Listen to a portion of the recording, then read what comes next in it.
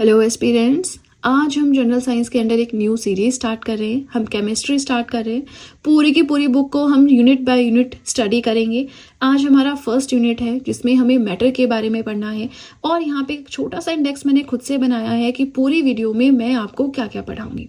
Contents covered यहाँ पे लिखा है। सबसे पहले केमिस्ट्री क्या है, किसे हम केमिस्ट्री कहते हैं, who is known as the father of chemistry, basic introduction, and then matter क्या होता है, मैटर के कैरेक्टरिस्टिक्स, स्टेट्स ऑफ मैटर जिसे कि हम फिजिकल क्लासिफिकेशन ऑफ मैटर भी कहते हैं, solid, liquid, gas, plasma state, Bose, Einstein, condensate state, ये सारी चीजें पढ़ेंगे। एटम्स एंड मॉलिक्यूल्स में क्या डिफरेंस होता है, डाल्टन्स एटॉमिक थ्योरी क्या बोलती है, interconversion of states of matter, sublimation क्या होता है, कंडेंसेशन क्या होता है, इस तरह की terms. Chemical change and physical change, हमें इन्हीं टर्म्स का मीनिंग ही नहीं समझ में है, वो आपको बताऊंगी। केमिकली हम कैसे क्लासिफाई कर सकते हैं मैटर को, दो तरह के होते हैं, प्योर सब्सटेंसेस होते हैं, मिक्सचर्स होते हैं। प्योर सब्सटेंसेस में आपके एलिमेंट्स एंड कंपाउंड्स आ जाते हैं, मिक्सचर्स में आपके होमोजेनस एंड हेट्रोजेनस मिक्सचर्स आ जाते हैं। कोलाइडल सॉल्यूशंस क्या होते हैं, सेपरेशन ऑफ मिक्सचर्स, ये मिक्सचर्स को हम कैसे सेपरेट कर सकते हैं, आपका डिस्टिलेशन है, फ्रैक्शनल डिस्टिलेशन है, सेंट्रीफिकेशन, सब्लिमेशन, ये सारी चीजें पढ़ेंगे। ठीक है, सो इन द फर्स्ट को हम पढ़ लेते हैं मैटर, इसके कैरेक्टरिस्टिक्स, स्टेट्स, एटम्स, मॉलिक्यूल्स, ये सारी चीजें। फाइन। तो सबसे पहले स्टार्ट करने से पहले हमें बेसिक सी चीजें पढ़नी होंगी, जैसे कि फादर ऑफ केमिस्ट्री किसे कहते हैं। तो ये बिल्कुल बेसिक सी बात है, आपको पता होना चाहिए। सिंपल सा हम बोलते हैं लेवोजियर जो है वो फादर ऑफ केमिस्ट्री कहे जाते हैं। Antoine Laurent D Lavoisier French nobleman and French chemist थे। इन्होंने एक बुक लिखी थी, इनकी एक बुक पब्लिश हुई थी 1787 में, एलिमेंट्स ऑफ केमिस्ट्री। तो अब केमिस्ट्री क्या होता है वो तो हम जानेंगे ही, लेकिन उससे पहले ये देख लीजिए कि फादर ऑफ केमिस्ट्री किसे कहते हैं, लेवोजियर को कहते हैं। इनकी बुक का नाम एलिमेंट्स ऑफ केमिस्ट्री 1787 आपको याद रखना है। इसके बाद आता है कि ये केमिस्ट्री होता क्या है, this is the study of chemicals. Chemicals की जब हम स्टडी करते हैं उसे ही केमिस्ट्री का नाम दे दिया है। अब इसी में हम क्या करेंगे, केमिकल्स है, एलिमेंट्स है, कंपाउंड्स हैं, मिक्सचर्स हैं, ये सारी चीजें हम पढ़ते हैं केमिस्ट्री में, राइट। अब थोड़ा सा डेफिनेशन फॉर्म में देख लेते हैं कि जब हम साइंटिफिक फॉर्म में स्टडी करते हैं किसी भी सब्सटेंस की, और क्या होता है, अलग दो सब्सटेंसेस को हम मिक्स कर दें अलग अलग कंडीशंस में, ये सारी चीजें हमें केमिस्ट्री के अंदर पढ़ना होता है। ठीक है ना। अब देखिए हमारा जो मेन कंसेप्ट है, ये तो जस्ट इंट्रोडक्शन पार्ट था, मेन हमें जो पढ़ना है दैट इज मैटर, कि मैटर ये होता क्या है। ठीक है, हमने स्कूल लेवल पे पढ़ा है, ये चीज तो आपको याद ही होगी, कोई बहुत टफ चीज नहीं है। मैटर क्या होता है, हमारे यूनिवर्स में जो भी चीजें बनी हुई है ना वो एक मटेरियल से बनी हुई है। आसपास आप चीजें देखते हो, जो भी बना हुआ है वो एक मटेरियल से बना हुआ है। उसी मटेरियल को साइंटिस्ट ने नाम दे दिया है मैटर। ठीक है ना। So everything in this universe is made up of a material which is known as matter.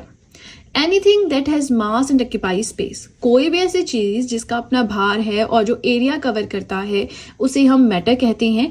और हम इसे रियलाइज कर सकते हैं बाय आवर सेंस ऑर्गन्स, जैसे कि देख सकते हैं, इसका टच फील कर सकते हैं, सुन सकते हैं, इस तरह से। सेंस ऑर्गन्स आप समझते हैं, बाकी साइंस में तो हमें, बायो में तो हमें पढ़ना ही है इनके बारे में, है ना। बिल्कुल आपको सिंपल तो पता होगा, सेंस ऑर्गन्स है हमारे, तो उनके थ्रू हम इन्हें रियलाइज कर सकते हैं, इन्हें कि नहीं, मैटर को। अब बात आती है कैरेक्टरिस्टिक्स की, कि मैटर के कैरेक्टरिस्टिक्स क्या होती हैं। तो देखिए जो मैटर होता है ना, बहुत छोटे छोटे पार्टिकल से मिलकर बना होता है। ये पार्टिकल्स इतने छोटे होते हैं कि हम इमेजिन भी नहीं कर सकते। ठीक है, अब ये जो हमने कहा छोटे छोटे पार्टिकल से मिलकर बना होता है, इन पार्टिकल्स के बीच में स्पेस होता है, और इसी स्पेस को हम बोलते हैं इंटरमॉलिक्यूलर स्पेस।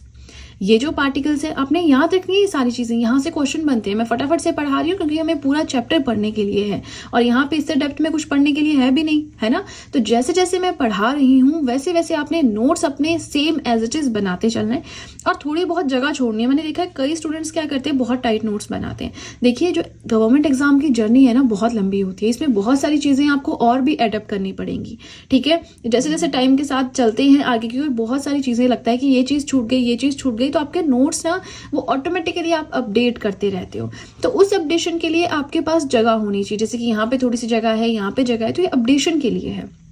ठीक है ना। अब देखिए हमने बात की कि इन पार्टिकल्स के बीच में कुछ स्पेस होता है जिसे हम इंटरमॉलिक्यूलर स्पेस बोलते हैं। सिंपल सी बात है, ये आपके दो पार्टिकल है, इनके बीच में जो ये स्पेस है ये इंटरमॉलिक्यूलर स्पेस है। अब ये जो पार्टिकल्स है कॉन्टिन्यूसली मूव करते रहते हैं, इट मीन्स इनमें काइनेटिक एनर्जी है। काइनेटिक एनर्जी, पोटेंशियल एनर्जी समझते हैं आप, स्टैटिक एनर्जी। काइनेटिक यानी जो भी चीज मूव कर रही है उसमें होती है आपकी काइनेटिक एनर्जी। अब होता क्या है, जब टेम्परेचर इंक्रीज हो जाता है तो स्पीड जो होती है ना पार्टिकल्स की वो भी इंक्रीज हो जाती है। अब किसी चीज की स्पीड इंक्रीज हो रही है मतलब उसकी काइनेटिक एनर्जी इंक्रीज हो रही है, ठीक है ना। अब इसके बाद आता है कि ये जो पार्टिकल्स होते हैं ये एक दूसरे को अट्रैक्ट करते हैं, ठीक है। और जो फोर्स ऑफ अट्रैक्शन होती है इन पार्टिकल्स के बीच में, मैंने आपको यहाँ पे बताया 2 पार्टिकल्स है, इनके बीच में स्पेस को हमने इंटरमॉलिक्यूलर स्पेस बोल दिया। अब ये 2 पार्टिकल्स क्या कर रहे हैं, एक दूसरे को अट्रैक्ट कर रहे हैं, तो ये जो फोर्स ऑफ अट्रैक्शन है इसे हम इंटरमॉलिक्यूलर फोर्स बोलते हैं, ठीक है। और जो स्ट्रेंथ होती है इस फोर्स की ये वेरी करती है, वेरी माने चेंज होती है। अब फोर्स जो है सॉलिड्स में अलग तरह की फोर्स हो सकती है, गैसियस मैटर में अलग तरह की हो सकती है, लिक्विड में अलग तरह की हो सकती है। तो किस तरह का मैटर है उसके हिसाब से यहाँ पे स्ट्रेंथ यानी फोर्स कितनी स्ट्रांग है वो वेरी करती है, ठीक है जी। बिल्कुल बेसिक पढ़ा, फटाफट से पढ़ाया। आप लोग कहते हैं कि मैम फटाफट से पढ़ा दें ताकि वीडियो शॉर्ट रहे, सो आई एम ट्राइंग कि वीडियो बिल्कुल शॉर्ट रहे, ठीक है जी। चलिए इसी के साथ फर्स्ट पेज हो गया कंप्लीट। अब यहाँ पे आपसे रिक्वेस्ट है कि मैंने बहुत ज़्यादा मेहनत की है नोट्स को बनाने में ताकि आप लोगों को इधर उधर नहीं भटकना पड़े। अब ये आप लोगों की रिस्पॉन्सिबिलिटी है कि जैसा मैं पढ़ा रही हूँ एज इट इज़ पढ़ें, अपने नोट्स बनाएं।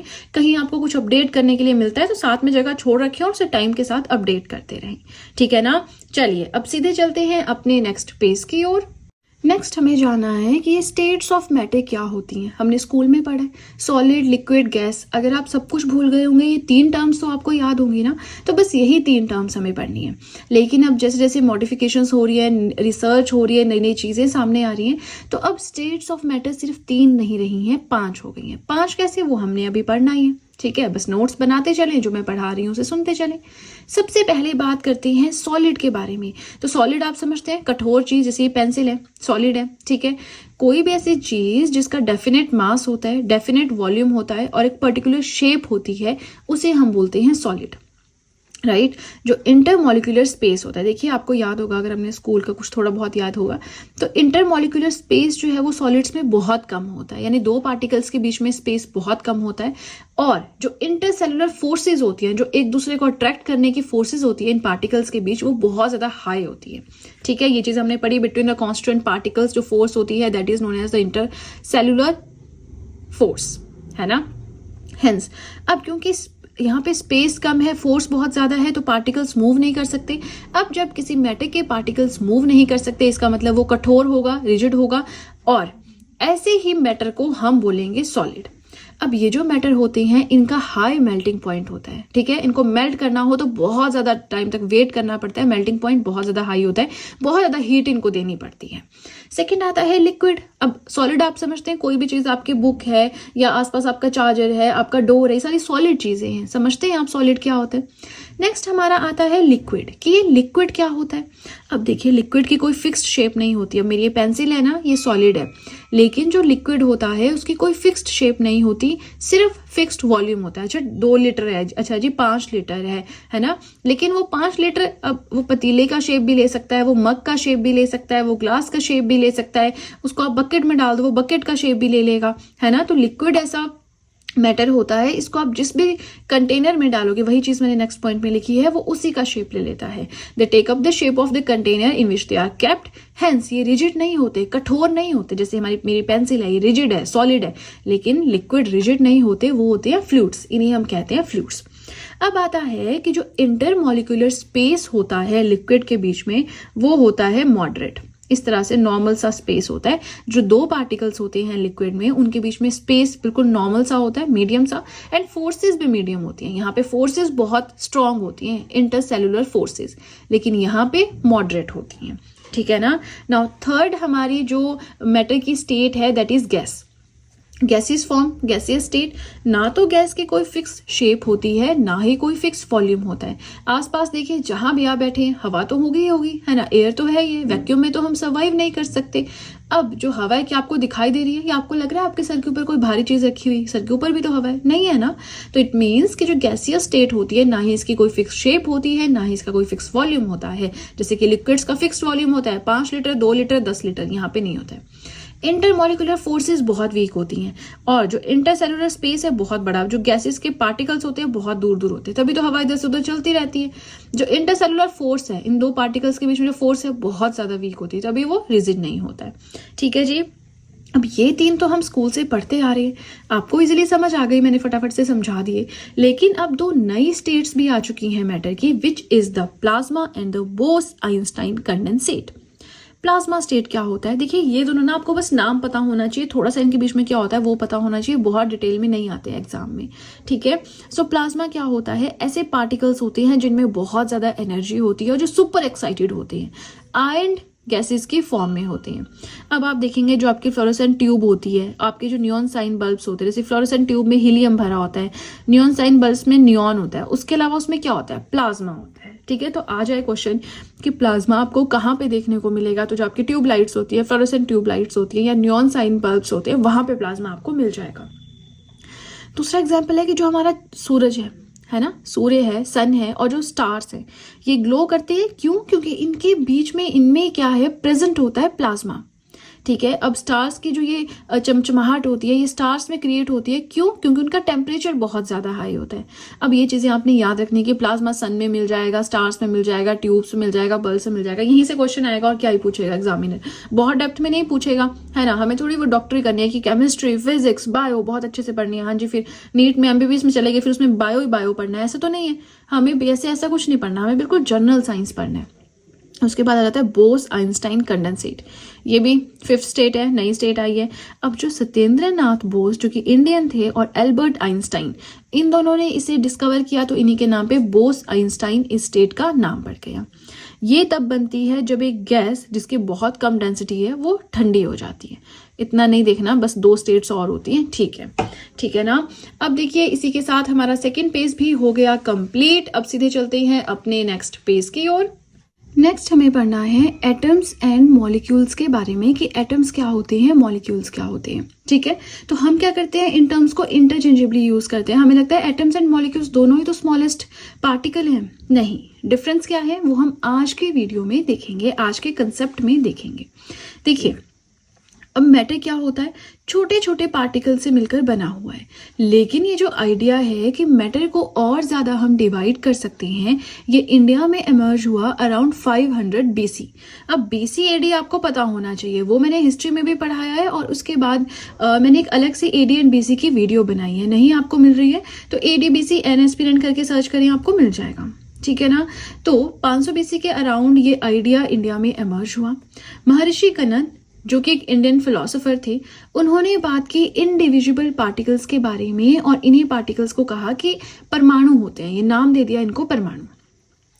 फिर आते हैं उसके बाद डेमोक्रिटस जो कि ग्रीक फिलोसोफर थे, इन्होंने कहा कि ये जो इनडिविजिबल पार्टिकल होता है इसे हम एटम बोलते हैं। एटम वर्ड जो है ग्रीक वर्ड से लिया गया है, जो कि अब ग्रीक वर्ड कौन सा है ना, वो है एटॉमिक। ग्रीक वर्ड एटॉमिक से एटम लिया गया है, जिसका मतलब है नॉन डिविजिबल, यानी कि आप इसे फर्दर डिवाइड नहीं कर सकते हैं, ठीक है ना। चलिए अब हम क्या करेंगे, अब हम फिलहाल एटम्स के बारे में पढ़ेंगे एंड नेक्स्ट पेज पे हम मॉलिक्यूल्स क्या होते हैं वो जानेंगे।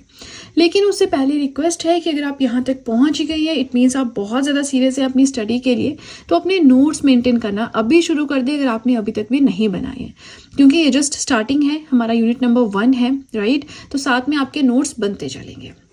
अब यहाँ पे बात करें कि ये एटम्स क्या होते हैं, तो मैटर का सबसे छोटा पार्टिकल जो होता है उसे हम एटम बोलते हैं। ऐसा पार्टिकल जो केमिकल रिएक्शंस में पार्टिसिपेट कर सकता है। अब केमिकल रिएक्शंस में पार्टिसिपेट कर सकता है मतलब जो हम केमिकल इक्वेशंस बनाते हैं ना, उसमें पार्टिसिपेट कर सकता है, वो एटम होता है। अब ये जो थ्योरी है ये है as per Dalton's atomic theory. अब डाल्टन्स एटॉमिक थ्योरी जैसे ही हम एटम्स एंड मॉलिक्यूल्स पढ़ लेंगे उसके बाद से पढ़ाऊंगे, अदरवाइज यहाँ पे एटम्स, डाल्टन्स एटॉमिक थ्योरी सब कुछ मिक्स हो जाएगा, ठीक है। फिलहाल इतना समझ लो, एटम की जो डाल्टन्स की एटॉमिक थ्योरी है उसके हिसाब से मैटर का सबसे छोटा पार्टिकल होता है एटम, जो किसी भी केमिकल रिएक्शन में पार्टिसिपेट कर सकता है। फिर दूसरा आता है law of conservation of mass, इसको भी हम डाल्टन्स एटॉमिक थ्योरी के साथ पढ़ेंगे। Law of conservation of mass क्या बोलता है कि ये जो एटम होता है ना ही हम इसे क्रिएट कर सकते हैं ना ही हम इसे डिस्ट्रॉय कर सकते हैं। ये सही नो बैकग्राउंड में थोड़ी सी आवाज़ें चल रही हैं, बट साथ में टेम्पल है, उस चीज़ को मैं नहीं कंट्रोल कर सकती, है ना। एक तरह से ब्लेसिंग है हमारे लिए, तो आपको उससे डिस्टर्बेंस नहीं होनी चाहिए इनकेस अगर आपको वीडियो में रिकॉर्ड हो रही है इतनी दूर से आने वाली नॉइसेस, ठीक है ना।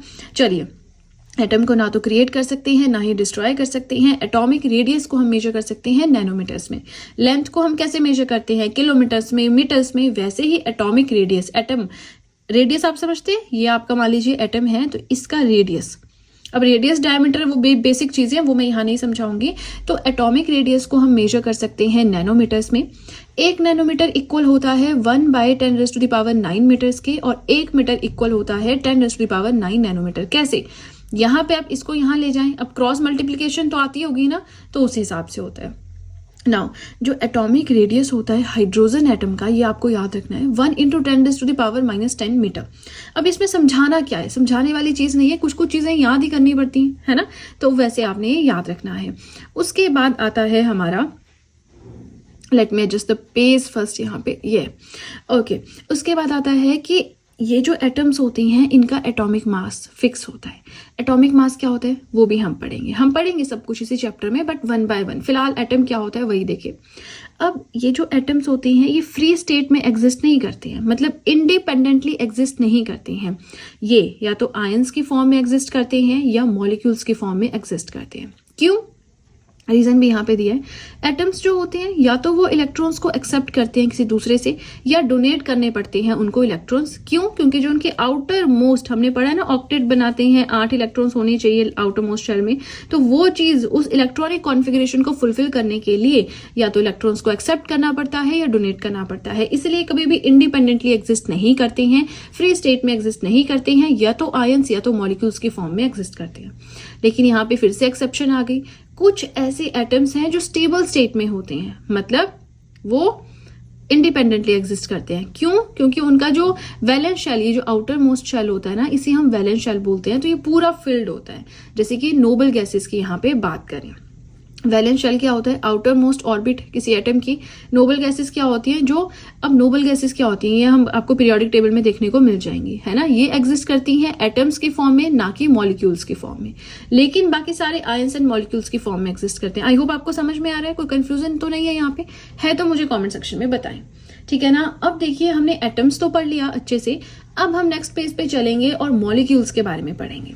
लेकिन आगे चलने से पहले आपको बताना चाहूंगी कि आप चाहें तो जीएस हैंडरिटन नोट्स परचेज कर सकते हैं। History, polity, geography, economics, current affairs, art and culture, हर एक सब्जेक्ट में पढ़ा चुकी हूं। तो अगर आप परचेज करना चाहते हैं, परचेज लिंक डिस्क्रिप्शन बॉक्स में दिया है, ठीक है ना। चलिए अब सीधे चलते हैं अपने नेक्स्ट पेज की ओर। नेक्स्ट हमें पढ़ना है कि ये मॉलिक्यूल्स क्या होती हैं। मैटर का वो सबसे छोटा पार्टिकल जो फ्री स्टेट में एग्जिस्ट करता है, that is known as molecule. Atoms क्या होते हैं? ये भी मैटर का सबसे छोटा पार्ट है, लेकिन वो फ्री स्टेट में एग्जिस्ट नहीं करते हैं, वो इंडिपेंडेंटली एग्जिस्ट नहीं करते हैं, या वो in the forms of ion या फिर in the form of molecules exist करते हैं। लेकिन जो मॉलिक्यूल्स होते हैं मैटर का वो सबसे छोटा पार्टिकल होते हैं जो कि बिल्कुल फ्री स्टेट में इंडिपेंडेंटली एग्जिस्ट करते हैं। 2 या 2 से ज्यादा एटम्स का एक ग्रुप होते हैं, फिक्स्ड रेशो में ये होते हैं, है ना। और ये जो है एक दूसरे से कनेक्टेड होते हैं। ये 2 से ज्यादा एटम्स जो हैं एक दूसरे से फिक्स्ड रेशो में कनेक्टेड होते हैं अट्रैक्टिव फोर्सेस के थ्रू। इन्हीं अट्रैक्टिव फोर्सेस को हम केमिकल बॉन्ड्स बोलते हैं, और इसी पूरे ग्रुप ऑफ एटम्स को हम बोलते हैं मॉलिक्यूल्स, राइट। इनका फिक्स्ड मॉलिक्यूलर मास होता है। जैसे कि फिक्स्ड एटॉमिक मास होता है एटम्स का, वैसे ही फिक्स्ड मॉलिक्यूलर मास होता है मॉलिक्यूल्स का। मॉलिक्यूलर मास अब कैसे ऑब्टेन करते हैं? देखिए ये ऑब्टेन होता है जो एटॉमिक मास होता है, जितने भी सारे, अब देखिए आपको मैं एग्जांपल समझाती हूँ। एक मॉलिक्यूल है, मान लीजिए वो एटम नंबर 1 और एटम नंबर 2 से मिलकर बना हुआ है। अब मान लीजिए यहाँ पे एटम नंबर 1 का जो एटॉमिक मास 2 है और एटम नंबर 2 का एटॉमिक मास 3 है, तो टोटल कितना हो गया? 5। Now 5 is the molecular mass of this molecule। समझ में आ गया? बिल्कुल बेसिक है। अब इसके एग्जांपल्स है O2 एंड H2। O2 यानी ऑक्सीजन प्लस ऑक्सीजन, H2O माने 2 एटम्स हैं आपके हाइड्रोजन के और एक है ऑक्सीजन का। अगर यहाँ पे एक ही एटम रखे हाइड्रोजन का, तो क्या ये वाटर बनेगा? तब तो ये HO बन गया, ये वाटर नहीं बनेगा। अगर इसको आपको वाटर का मॉलिक्यूल बनाना है, आपको 2 ही एटम चाहिए हाइड्रोजन के और एक ही एटम चाहिए ऑक्सीजन का। समझ में आ गया? मॉलिक्यूल्स क्या होते हैं? फिक्स्ड रेशो में होते हैं, जब एटम्स एक साथ कनेक्टेड केमिकल बॉन्ड्स के थ्रू, तब वो मॉलिक्यूल्स बनते हैं। अब मॉलिक्यूल्स भी 2 तरह के होते हैं जी, आपको स्क्रीन पे दिखाई दे रहा होगा। एक आपके होते हैं होमोन्यूक्लियर, एक आपके होते हैं हेट्रोन्यूक्लियर। होमोन्यूक्लियर क्या होते हैं? ऐसे एटम्स जो एक ही केमिकल एलिमेंट से मिलकर बने होते हैं, जैसे ऑक्सीजन, तो ये होमोन्यूक्लियर है, एक ही एलिमेंट है ना, इसमें एक ही एटम है, एक ही एलिमेंट का एटम है। हेट्रोन्यूक्लियर होता है जो 2 से ज्यादा एलिमेंट से मिलकर बने होते हैं, जैसे कि H2O। इसमें 2 हाइड्रोजन के एटम्स हैं, एक ऑक्सीजन का एटम है, तो एक हाइड्रोजन है एक ऑक्सीजन है, 2 अलग अलग एलिमेंट्स के एटम्स है ना, तो ये हो गया आपका हेट्रोन्यूक्लियर। ठीक है जी, समझ में आ गया? कोई डाउट है? नहीं होना चाहिए, बहुत इजी भाषा में समझा रही हूँ। फिर भी कोई डाउट है मुझे साथ साथ बताएं, मैं जरूर आपके कमेंट का रिप्लाई करूंगी। वहीं पे साथ साथ में आपका जो भी कमेंट है उसे क्लियर करने की कोशिश करूंगी, जो भी आपका डाउट है। बट अगर बहुत ही बड़ा है तो ऑब्वियसली वो नहीं कर पाऊंगी, बट कोई छोटा मोटा डाउट है तो यस मैं कर पाऊंगी। या फिर कोई बहुत ऐसी तगड़ी चीज है जो आपको नहीं समझ में आ रही, मैं आपको कॉमेंट में नहीं समझा सकती, नेक्स्ट चैप्टर की जो वीडियो आएगी वहां पे अपलोड कर दूंगी। ठीक है ना?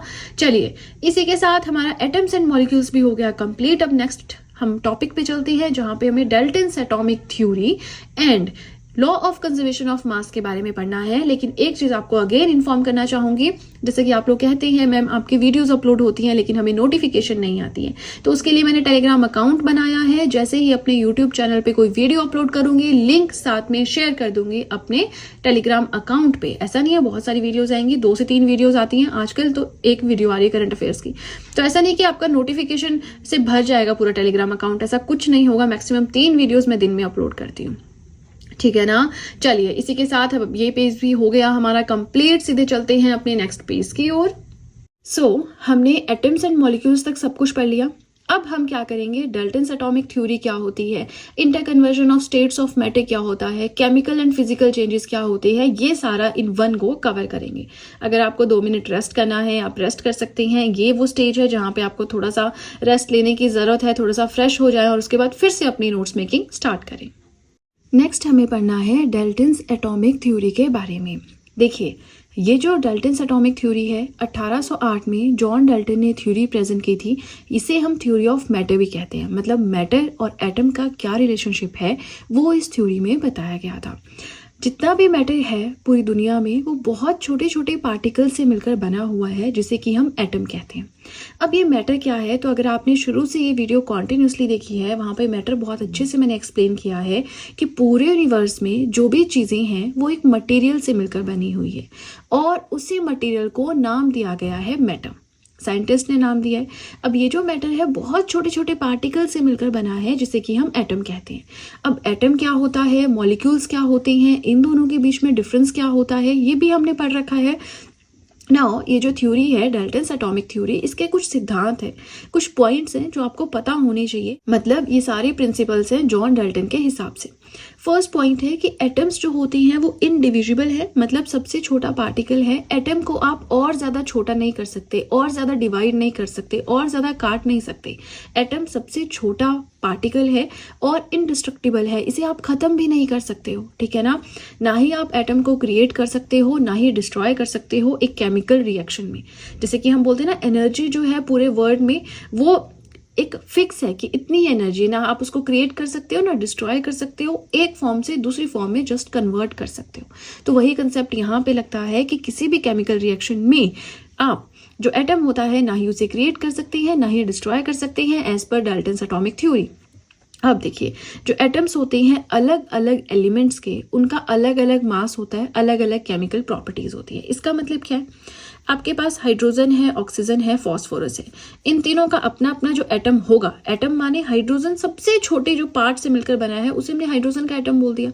तो इन सब का अपना अपना अलग अलग मास है, अलग अलग केमिकल प्रॉपर्टीज है। यही बात यहाँ पे लिखी गई है। अब कोई भी एक एलिमेंट आपके पास है, अब मान लीजिए आपने हाइड्रोजन ले लिया, यहाँ पे हाइड्रोजन के 2 एलिमेंट्स ले लिए, मान लीजिए एक का नाम H1 रख दिया, एक का नाम H2 रख दिया। तो अब ये दोनों जो होंगे ना एटम्स किसी एक एलिमेंट के, वो होंगे सेम, उनका मास भी सेम है, फिजिकल प्रॉपर्टीज भी सेम है, केमिकल प्रॉपर्टीज भी सेम है। लेकिन अलग अलग एलिमेंट्स के एटम्स लोगे तो उनमें डिफरेंस आएगा। समझ रहे हैं ना? अलग अलग एलिमेंट्स के एटम्स में डिफरेंस होगा, लेकिन एक ही एलिमेंट के 2 एटम्स ले लो तो वो सेम होंगे। ये बोलती है हमारी डाल्टन्स एटॉमिक थ्योरी। अब कंपाउंड्स कैसे बनते हैं उसके बारे में भी बताया है कि 2 या 2 से ज्यादा एटम्स को जब हम कंबाइन कर लेते हैं तो कंपाउंड बन जाता है। इसको अगर इजी भाषा में बोले तो H2O ले लो, वाटर है, सबको पता है ना? तो अब हाइड्रोजन के 2 एटम लेकर जब हम ऑक्सीजन के एक एटम के साथ ऐड कर देते हैं तो वो बन गया वाटर, और इसे हमने बोल दिया कंपाउंड। ठीक है जी। अब बताया है कि केमिकल रिएक्शन क्या होता है। केमिकल रिएक्शन है रीअरेंजमेंट ऑफ एटम्स। जब हम एटम्स को रीअरेंज करते हैं तो उसे हमने केमिकल रिएक्शन बोल दिया। Now the relative number and kind of atoms are constant in a given compound. एक दिए हुए कंपाउंड में, गिवन कंपाउंड में कितने एटम्स होंगे और कितने एलिमेंट्स होंगे वो फिक्स है। हाइड्रोजन एंड ऑक्सीजन से ही वाटर बनेगा। आप इसमें कोई थर्ड फॉस्फोरस, नियॉन, कोई भी चीज डालना चाहे तो वो वाटर नहीं बनेगा। And kinds of atoms and number of atoms ही सेम रहेंगे। आई होप आपको समझ में आया है, बहुत ही सिंपल भाषा में और फटाफट से मैंने समझाने की कोशिश की है, क्योंकि जैसा कि आप लोग कहते हैं ना कि मैम हमें फटाफट से पढ़ाना है, वीडियोस लेंथी नहीं होनी चाहिए, तो वो चीज़ें मैं कोशिश करती हूँ कि इम्प्लीमेंट कर सकूँ। ठीक है, अब नेक्स्ट हमारा जो आता है that is law of conservation of mass. ये दो चीज़ें हम पढ़ क्यों रहे हैं? देखिए, हमने जब एटम्स एंड मॉलिक्यूल्स पढ़ा था, वहाँ पे जब हमने एटम्स के फीचर्स पढ़े थे कि एटम क्या होता है, उसके कैरेक्टरिस्टिक्स पढ़े थे, वहीं पे हमने दो चीज़ों का जिक्र किया था, Dalton's atomic theory and law of conservation of mass. तो अब जब हमने ये दो चीज़ें पढ़ ली तो ये हैं क्या, वो भी तो समझना ज़रूरी है ना। वहाँ पे समझाती साथ में तो सब कुछ मिक्स हो जाता, इसलिए हमने एटम्स मॉलिक्यूल्स अपना कंसेप्ट क्लियर किया। अब हम इन दो चीज़ों को पढ़ रहे हैं, बहुत डिटेल में नहीं, बट बेसिक अंडरस्टैंडिंग होना ज़रूरी है।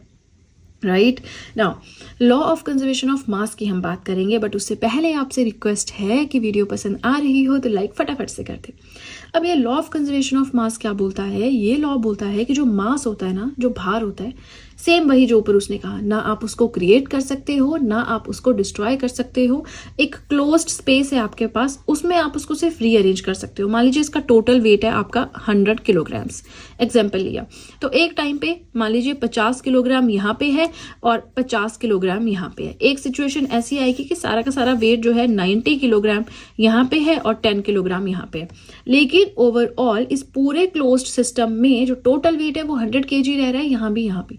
तो वही यहाँ पे बोला कि आप एक पर्टिकुलर आपके पास स्पेस दिया है, एक क्लोज्ड सिस्टम दिया है, उसमें जो आपका मास है वो फिक्स है, 100 kg ही है, लेकिन उसमें आप रीअरेंजमेंट कर सकते हो, इधर उधर उसको कर सकते हो। आई होप आपको समझ में आया यहाँ पे ये लॉ क्या बताने की कोशिश कर रहा है। ठीक है, नेक्स्ट बोलता है कि जो मास होता है ना सिस्टम का, वो कांस्टेंट रहता है, इट कैन नॉट चेंज। यहाँ पे 100 kg मीन्स 100 kg, अंदर की चीजें इधर उधर होती रहेंगी, बट 100 kg वही चीज यहाँ पे लिखी है।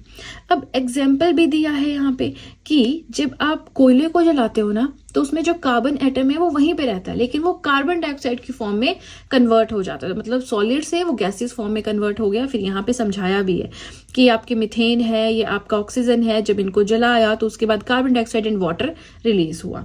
इतना नहीं आपको समझ में आता तो ये थोड़ा सा आप समझ सकते हैं। ठीक है, बेसिक अंडरस्टैंडिंग आपको हो गई। बाकी जैसे जैसे हम आगे चलते रहेंगे, जिस चीज की भी जरूरत हमें फील होगी वो हम पढ़ते चलेंगे। ठीक है ना। सो डाल्टन्स एटॉमिक थ्योरी हो गया, हमारा law of conservation of mass हो गया, बिल्कुल बेसिक चीजें थी। अब सीधे चलते हैं अपने नेक्स्ट पेज की ओर। नेक्स्ट हमें पढ़ना है inter conversion of states of matter. Matter की 5 स्टेट्स हैं, हमने पढ़ा था, लेकिन 3 मेन है जिनमें एक दूसरे में वो जो कन्वर्ट होती रहती हैं, जैसे कि सॉलिड है, लिक्विड है, गैस है। सॉलिड किसी मैटर को आप लिक्विड में कन्वर्ट कर सकते हो, लिक्विड को आप गैसेस फॉर्म में कन्वर्ट कर सकते हो। तो जिस प्रोसेस के थ्रू हम चेंज करते हैं एक स्टेट से दूसरी स्टेट में मैटर को, उसको हम बोलते हैं inter conversion of states of matter. इसमें हम प्लाज्मा स्टेट एंड बोस-आइंस्टाइन कंडेंसेट को इंक्लूड नहीं करते हैं। ठीक है, तो जब सॉलिड से लिक्विड में कन्वर्ट होता है कोई भी मैटर, हम उसे बोलते हैं, उस प्रोसेस को बोलते हैं फ्यूजन। सॉलिड से गैसियस फॉर्म में होता है तो उसे बोलते हैं वेपराइजेशन। गैसियस से लिक्विड में कंडेंसेशन, लिक्विड से सॉलिड में सॉलिडिफिकेशन, एंड सॉलिड से गैस में या गैस से सॉलिड में विदाउट गोइंग इन और without going through liquid phase, हम उसको बोलते हैं सब्लिमेशन। क्या आपको समझ में आया जो मैंने समझाया? यहाँ पे नहीं समझ आया कोई बात नहीं, हम यहाँ पे इसको थ्योरेटिकल वे से भी समझेंगे। ये जस्ट एक बेसिक सा होता है डायग्रामेटिकली कि हमें पढ़ना क्या है। अब देखिए, सबसे पहले हम देखते हैं यहाँ पे फ्यूजन, कि ये फ्यूजन क्या होता है। डायग्राम से क्या समझ आ रहा है? सॉलिड मैटर को लिक्विड में चेंज हो रहा है, राइट। सो मेल्ट करने का जो प्रोसेस होता है उसे हम फ्यूजन कहते हैं। सॉलिड से जब आप लिक्विड में किसी चीज को कन्वर्ट करोगे तो हम उसे पिघलना ही बोलेंगे ना, उसी को हम फ्यूजन बोलते हैं। Change of solid into liquid, वही चीज है। अब मेल्टिंग पॉइंट क्या होता है? किसी भी सब्सटेंस का टेम्परेचर, ऐसा टेम्परेचर जिसपे जो चीज है, जो मैटर है, वो सॉलिड से लिक्विड में कन्वर्ट हो रहा है, उसे हम बोलते हैं मेल्टिंग पॉइंट। जिस टाइम पे कोई कठोर चीज पिघलनी स्टार्ट हो गई ना, तो हम उसको बोलते हैं इसका मेल्टिंग पॉइंट आ गया। अब आइस का मेल्टिंग पॉइंट है 0 डिग्री सेल्सियस। अगर 0 डिग्री सेल्सियस पे आप आइस को रख दे हीट पे, तो वो मेल्ट होनी स्टार्ट हो जाएगी, वो पानी बनना स्टार्ट हो जाएगा। सेकंड आता है हमारे पास सॉलिडिफिकेशन। सॉलिडिफिकेशन डायग्राम में क्या बोल रहा है, लिक्विड से सॉलिड में कोई चीज हो रही है। सॉलिडिफिकेशन नाम से लग रहा है कि कोई चीज सॉलिड हो रही है। So the process of freezing, किसी चीज को जमाने का जो प्रोसेस होता है, आई होप आप समझते हैं जमाना क्या होता है, फ्रीज करना, तो उस प्रोसेस को बोलते हैं सॉलिडिफिकेशन। दैट इज आप लिक्विड से चेंज कर रहे हैं किसी मैटर को सॉलिड फॉर्म में। अब जब हमने मेल्टिंग पढ़ा तो हमने मेल्टिंग पॉइंट पढ़ा ना, अब जब हम फ्रीजिंग पढ़ रहे हैं तो हमें फ्रीजिंग पॉइंट भी पढ़ना पड़ेगा। सो ये वो टेम्परेचर होता है जिसपे कोई लिक्विड चीज जमना स्टार्ट हो जाती है, फ्रीज होना स्टार्ट हो जाती है। और जो वाटर का फ्रीजिंग पॉइंट है वो है 0 डिग्री सेल्सियस। जब पानी कोई किसी आप बाउल में पानी रख दो, ठीक है, तो जब आप उसको 0 डिग्री सेल्सियस से जैसे ही कम होने लगेगा टेम्परेचर, या 0 डिग्री सेल्सियस पे जैसे ही पहुंचेगा आप उसको फ्रिज में रखोगे तो वो ठंडा होके जो है बर्फ बनना स्टार्ट हो जाएगा। यहाँ पे क्या है, जैसे ही आप आइस को मेल्ट करना लगते हो, कम उसका टेम्परेचर है तो वो आइस ही रहेगा, लेकिन -1 डिग्री सेल्सियस है वो आइस ही रहेगा, लेकिन जैसे ही 0 डिग्री सेल्सियस टेम्परेचर हो जाता है वो वाटर बनना स्टार्ट हो जाएगा। समझ में आ गया? चलिए, आई होप समझ में आ गया। आइस का melting point is equal to the freezing point of water. Confusion नहीं होना चाहिए। नेक्स्ट आता है कि वेपराइजेशन क्या होता है। तो यहाँ पे देखिए वेपराइजेशन क्या होता है, वेपर्स बनाना, मतलब गैसेस फॉर्म में बनाना, किसको, लिक्विड को। वही चीज यहाँ पे लिखी है, ऐसा प्रोसेस जिसमें लिक्विड जो है वो चेंज हो जाता है वेपर स्टेट में, यानी गैसियस स्टेट में, that process is known as vaporisation. Next आता है कंडेंसेशन, यानी गैसियस फॉर्म से लिक्विड फॉर्म में चेंज होना। चलिए कंडेंसेशन भी देख लेते हैं कि ये क्या है। जब कोई भी गैसियस फॉर्म से गैसियस मैटर चेंज होता है, कन्वर्ट होता है लिक्विड फॉर्म में, उसे हम बोलते हैं कंडेंसेशन। देखिए फटाफट से पढ़ा रही हूँ ताकि फटाफट आपके नोट्स बन जाएं और वीडियो लेंथी ना हो, आप लोगों की डिमांड होती है इसलिए, ठीक है ना। तो जो मेहनत मैं कर रही हूँ उस मेहनत का आप लोग फायदा उठाएं। ऐसा नहीं होना चाहिए मैं वीडियो बना रही हूँ, आप लोग वीडियो नहीं देख रहे हैं तो मेरी मेहनत का कोई फायदा नहीं है अगर आप लोग सपोर्ट नहीं कर रहे हैं, ठीक है ना। चलिए कंडेंसेशन पढ़ रहे हैं, गैसियस स्टेट आपकी कन्वर्ट हो रही है लिक्विड में, यानी कि वाटर वेपर्स जो है आपके लिक्विड फॉर्म में कन्वर्ट हो रहे हैं। कब होते हैं कन्वर्ट? अच्छा, आपने कभी कोई चीज उबाली है, मैगी बनाते हो ना, तो मैगी जब आप पतीले पे बनाते हो उसके ऊपर आप प्लेट रख दो, एक प्लेट रख दो छोटी सी और कम हीट कर दो मैगी की। तो जब आप प्लेट हटाएंगे ना वहां से, वहां पे क्या होगा, बहुत सारा पानी प्लेट के पीछे जमा हुआ होगा, तो वो गैसियस फॉर्म से लिक्विड में कन्वर्ट हो गया। एक्चुअल में गैस थी, उसने उड़ जाना था ऊपर, लेकिन हमने क्या किया, एक प्लेट के थ्रू उसको रोक लिया। That process you can say is condensation, ठीक है जी। नेक्स्ट आता है सब्लिमेशन। डायग्राम में देख लेते हैं पहले सब्लिमेशन क्या होता है। जब भी आप सॉलिड को गैस में या गैस को सॉलिड में चेंज करते हैं, लेकिन वो लिक्विड फॉर्म में कन्वर्ट नहीं होता, गैस से डायरेक्ट सॉलिड, सॉलिड से डायरेक्ट गैस, ऐसे प्रोसेस को हम बोलते हैं सब्लिमेशन। अब देखिए यहाँ पे सब्लिमेशन भी मैंने समझाया हुआ है बहुत अच्छे से। सब्लिमेशन होता है जब आप एक सब्सटेंस को सॉलिड से गैसियस फॉर्म में चेंज करते हैं या गैसियस फॉर्म से सॉलिड में चेंज करते हैं, but without undergoing this state, without undergoing liquid state, liquid में वो नहीं जाता है। इसका बेस्ट एग्जांपल है ड्राई आइस। फ्रोजन फॉर्म होती है कार्बन डाइऑक्साइड की, जो हमारी कार्बन डाइऑक्साइड समझते हैं गैस है, तो उसकी जो फ्रोजन फॉर्म है, जमी हुई फॉर्म है, दैट इज ड्राई आइस। अब जब ड्राई आइस को डायरेक्टली हम एयर में रख देते हैं, वैक्यूम में रखी होती है वैसे वो, लेकिन अगर हम उसको डायरेक्टली एयर में रख देते हैं तो वो सॉलिड है, ड्राई आइस है, वो डायरेक्टली कन्वर्ट हो जाएगी गैसियस फॉर्म में, that is fog. I hope समझ में आया। कोई बहुत भारी भरकम चीज नहीं है, कोई टेक्निकल चीज नहीं है कि समझ में ना आए, प्लस बहुत ही सिंपल भाषा में मैं समझाने की कोशिश करती हूँ। फिर भी आपको कोई डाउट है, just let me know in the comment section. और इसी के साथ हमारा interconversion of states of matter हो गया कंप्लीट। एक टर्म आती है physical change and chemical change, और हम बड़े कंफ्यूज हो जाते हैं ये क्या होता है, फिजिकल चेंज क्या होता है, केमिकल चेंज। तो देखिए आगे ना हम पढ़ेंगे chemical classification of matter, chemical properties change होती है मैटर की, तो वो पढ़ने से पहले आपको फिजिकल एंड केमिकल चेंज पता होना जरूरी है, अदरवाइज आप समझ ही नहीं पाएंगे। तो नेक्स्ट पेज पे अब हम पढ़ेंगे कि फिजिकल चेंज क्या होता है, केमिकल चेंज क्या होता है। लेकिन आगे चलने से पहले आपसे रिक्वेस्ट है, वीडियो पसंद आ रही हो लाइक जरूर कीजिएगा।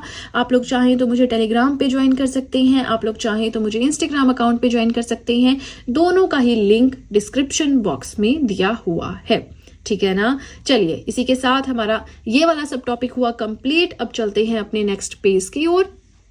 नेक्स्ट हमें पढ़ना है चेंजेस के बारे में। देखिए अगर हम पानी में चीनी मिला दें या फिर हम एक दूध के गिलास में दही मिला दें तो वो क्या हो गया, मिक्सचर बन गया। अब पानी में जब हम चीनी मिलाएंगे तो वो अच्छे से मिक्स हो जाएगी और वो मीठा पानी बन जाएगा। लेकिन अगर दूध में आप दही मिक्स कर दो तो वो क्या बनेगा, वो क्या अच्छे से मिक्स हो पाएगा, नहीं हो पाएगा। आप दूध के गिलास में पानी मिला दें तो क्या वो अच्छे से मिक्स हो जाएगा? हो जाएगा। तो अब ये जो मिक्सिंग हो रही है ना, इसके बेसिस पे हम बताएंगे कि फिजिकल एंड केमिकल चेंजेस क्या क्या होते हैं। ठीक है, चलिए अगर हम सिंपल भाषा में बात करें, ये सब चीज़ें ना देखते हुए, फिजिकल चेंजेस का मतलब होता है अपीयरेंस। किसी चीज़ की अपीयरेंस कैसी है? देखिए, पानी है वो बिल्कुल तरल होता है, लिक्विड होता है, हम उसे पी सकते हैं, ठीक है। लेकिन जब वो आइस बन जाता है तो उसकी फिजिकल अपीयरेंस चेंज हो गई ना। अब वो बर्फ बन गया, अब वो सॉलिड हो गया, पहले वो लिक्विड था। तो फिजिकल अपीयरेंस चेंज होना मीन्स फिजिकल चेंज हो रहा है। कोई इंसान है, कभी मोटा हो रहा है, कभी पतला हो रहा है ना, तो क्या हो रहा है? उसके फिजिकल अपीयरेंस चेंज हो रही है, मतलब उसमें फिजिकल चेंजेस आ रहे हैं जिनको आप अपनी आंखों से देख सकते हो। एक होता है केमिकल चेंजेस। केमिकल चेंजेस का मतलब होता है कि अगर आपने दो सब्सटेंसेस को मिक्स किया है तो उनकी जो केमिकल प्रॉपर्टीज हैं वो चेंज हो रही है।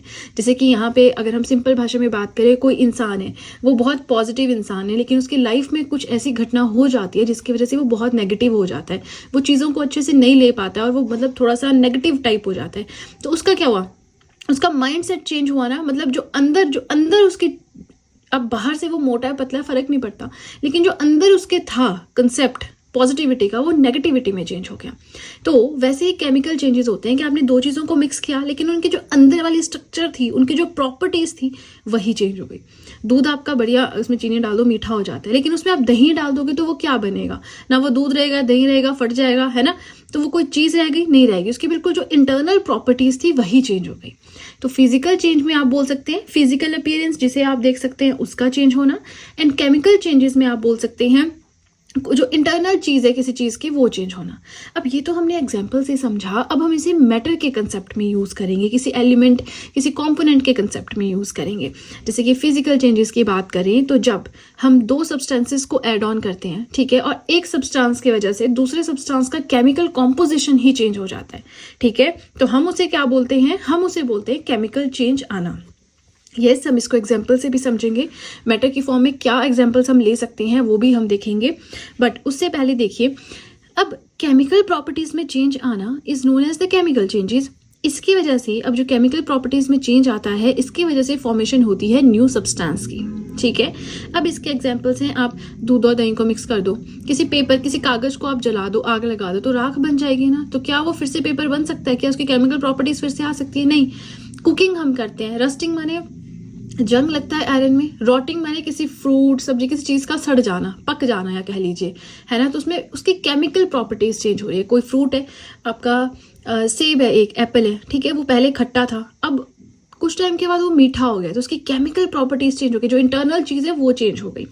इसके बाद हम पढ़ेंगे, यहाँ पे एक नोट है बर्निंग ऑफ कैंडल, लेकिन इसे पढ़ेंगे पहले फिजिकल चेंजेस देख लेते हैं क्या होता है। देखिए, फिजिकल प्रॉपर्टीज में चेंज आना is known as the physical changes, ठीक है। ऐसी प्रॉपर्टीज, ऐसी चीजें जिन्हें हम देख सकते हैं, ऑब्जर्व कर सकते हैं, उन्हें हम फिजिकल प्रॉपर्टीज बोलते हैं, उन्हीं में चेंज आना is known as physical changes. इसके एग्जांपल्स हैं, किसी चीज का कलर चेंज हो रहा है, किसी उस चीज की हार्डनेस चेंज हो रही है, या उसका वेट चेंज हो रहा है, शेप चेंज हो रही है, तो ये सब क्या है? फिजिकल चेंजेस हैं। अब इन सब चीज़ों में जो फिजिकल, इन सब चीज़ों की फिजिकल प्रॉपर्टीज में जब चेंज आता है, फिजिकल चेंज कहलाता है। वही चीज़ बार बार लिखी हुई है, ठीक है ना। जब भी कोई फिजिकल चेंज होता है तो केमिकल नेचर उस सब्सटेंस की चेंज नहीं होती है, वो वैसी ही रहती है। अब यहाँ पे कुछ एग्जांपल्स हैं, आप बर्फ में पानी को मिक्स कर दो, ठीक है, फिजिकल अपीयरेंस चेंज होगी ना, जो बर्फ है वो भी मेल्ट हो जाएगी, पानी बन जाएगा, और क्या होगा? पानी को बॉयल कर लो, किसी चीज़ को मेल्ट करा लो, फिजिकल। अब जैसे कैंडल है आपकी, उसको आप मेल्ट करने डाल दो तो वो रहेगा तो वैक्स ही, लेकिन फिजिकल अपीयरेंस तो चेंज हो जाएगी, वो लिक्विड बन जाएगा। उसके बाद फ्रीजिंग है, पानी को फ्रीज कर दो, बर्फ बन जाएगी। ब्रेकिंग अ बॉटल, एक बॉटल को तोड़ दो तो वो उसकी फिजिकल अपीयरेंस चेंज है, वो टूटी हुई बॉटल है, उसका क्या यूज, फेंक दो, है ना। अब नेक्स्ट आता है बर्निंग ऑफ कैंडल। आप मोमबत्ती जलाते हैं तो इस टाइम पे फिजिकल चेंजेस भी हो रहे हैं, केमिकल चेंजेस भी हो रहे हैं। फिजिकल चेंजेस कैसे हो रहे हैं? इतनी बड़ी आपकी कैंडल है, ठीक है, मेल्ट होकर वो छोटी सी रह गई, फिजिकल अपीयरेंस चेंज हो गई। केमिकल चेंजेस कैसे हो रहे हैं? तो वो आप अच्छे से समझते हैं, जो उसमें कहते हैं ना इल्यूमिनेशन हो रहा है, लाइट जल रही है, उसकी केमिकल प्रॉपर्टीज, पहले उसमें वैक्स था, वो वैक्स बचा ही नहीं, तो वो चेंजिंग्स होना, ये जो है बर्निंग ऑफ कैंडल, इसमें दोनों चेंजेस होते हैं, फिजिकल भी और केमिकल भी। आई होप आपको समझ में आ रहा है ना। केमिकल प्रॉपर्टीज उसकी चेंज हो रही है, पहले उसके पास इतना सारा वैक्स था, वैक्स बचा ही नहीं, सिर्फ धागा ही रह गया, वैक्स कहाँ गया? उड़ गया, है ना, या ऐसे कह लो मेल्ट करके यहाँ पे जमा हो जाता है कई बार। तो अब आपको कंसेप्ट समझ में आ गया कि फिजिकल चेंजेस क्या होते हैं और आपके केमिकल चेंजेस क्या होते हैं, ये पता होना ज़रूरी है, ठीक है ना। अब चलिए चलते हैं अपने नेक्स्ट पेज की ओर। अब यहाँ पे देखिए वापस आ गए हैं हम अपने इंडेक्स की ओर। हमने क्या क्या पढ़ा? Dalton's atomic theory, intake conversion of states of matter and chemical and physical changes, ये चीज़ें हमने पढ़ ली, राइट। अब हमें जो नेक्स्ट टॉपिक हम उठा रहे हैं इसके अंदर वो है chemical classification of matter. Again ये वो टाइम है जहाँ पे आप चाहें तो रेस्ट कर सकते हैं, ठीक है ना। वीडियो काफ़ी लेंथी है, आई नो, आप वीडियो के साथ में नोट्स बना रहे हैं, लेंथी हो जाता है। यहाँ पे आप वीडियो को पॉज कर सकते हैं, थोड़ा रेस्ट ले सकते हैं, फ्रेश हो सकते हैं। उसके बाद अब हम स्टार्ट करेंगे with the chemical classification of matter. ये थोड़ा सा लेंथी हो सकता है, 10-15 मिनट का कंसेप्ट, बट हम इसे बहुत अच्छे से समझेंगे।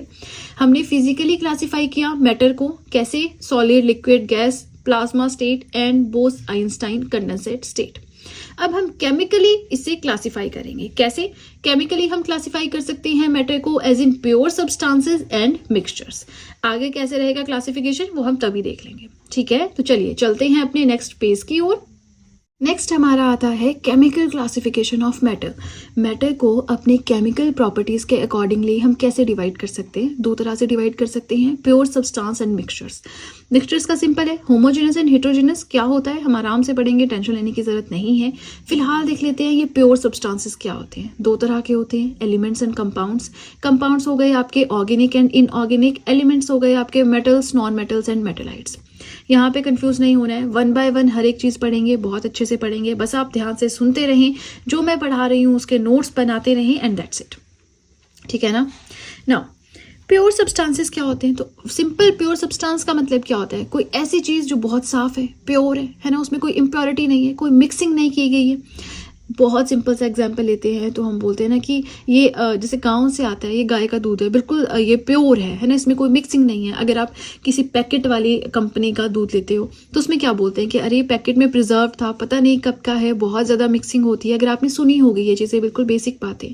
तो वही है प्योर एंड इम्प्योर का कंसेप्ट यहाँ पे। प्योर सब्सटेंसेस क्या होते हैं? ऐसा कोई सब्सटेंस जो सिर्फ एक ही पार्टिकल से मिलकर बना हुआ है और जिसके फिक्स्ड स्ट्रक्चर है। जैसे कि स्टील है, इसमें बहुत सारे एलिमेंट्स, बहुत सारे कंपोनेंट्स हैं। स्टील स्टील स्टील, बड़ा स्टील बन गया। Gold, pure gold. Diamond, pure diamond. ये हो गए आपके प्योर सब्सटेंसेस। नाउ ये जो प्योर सब्सटेंसेस होते हैं ना, ये दो तरह के होते हैं, एलिमेंट्स एंड कंपाउंड्स। देख रहे हैं आप ऊपर डायग्राम देखें। हमने क्या पढ़ा? मैटर दो तरह का होता है, प्योर सब्सटेंस एंड मिक्सचर। उसके बाद मिक्सचर्स को छोड़ दीजिए, प्योर सब्सटेंसेस दो तरह के होते हैं, elements and compounds. Pure substances हमने जान लिया, जो एक ही तरह के पार्टिकल से मिलकर बना होता है, is known as the pure substance. दो तरह का ये होता है, एलिमेंट्स एंड कंपाउंड्स। अब हमें इन दोनों के बारे में पढ़ना है। पहले हम देख लेते हैं कि ये एलिमेंट्स क्या होते हैं। सबसे पहले साइंटिस्ट जिन्होंने ये टर्म यूज की थी एलिमेंट, वो थे 1661 में रॉबर्ट बॉयल, ठीक है। एलिमेंट्स होते हैं जिसमें एक ही तरह के एटम्स होते हैं। एक ही तरह के एटम्स माने आपने गोल्ड ले लिया, ठीक है, क्या इसका यूनिट है AU। तो गोल्ड जब है उसमें यहाँ गोल्ड गोल्ड गोल्ड, सिर्फ गोल्ड ही होगा और कुछ नहीं होगा, बिल्कुल प्योर होता है वो, एक ही तरह का एटम उसमें होता है।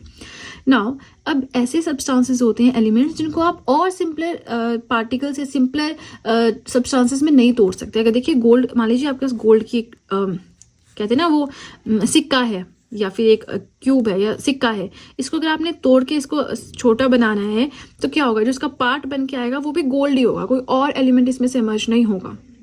जैसे कि वाटर है आपका, है ना, वाटर आपका कंपाउंड है, क्योंकि जब आप इसको तोड़ते हैं तो हाइड्रोजन अलग होता है, ऑक्सीजन अलग होता है। लेकिन एलिमेंट्स में ऐसा नहीं होता। एलिमेंट्स में जब आप किसी चीज को तोड़ते हैं वो वही चीज बन के आती है। अब हाइड्रोजन को तोड़ेंगे तो आपको हाइड्रोजन हाइड्रोजन ही बन के आएगी, चाहे छोटे छोटे उसके पार्टिकल्स होंगे, ठीक है।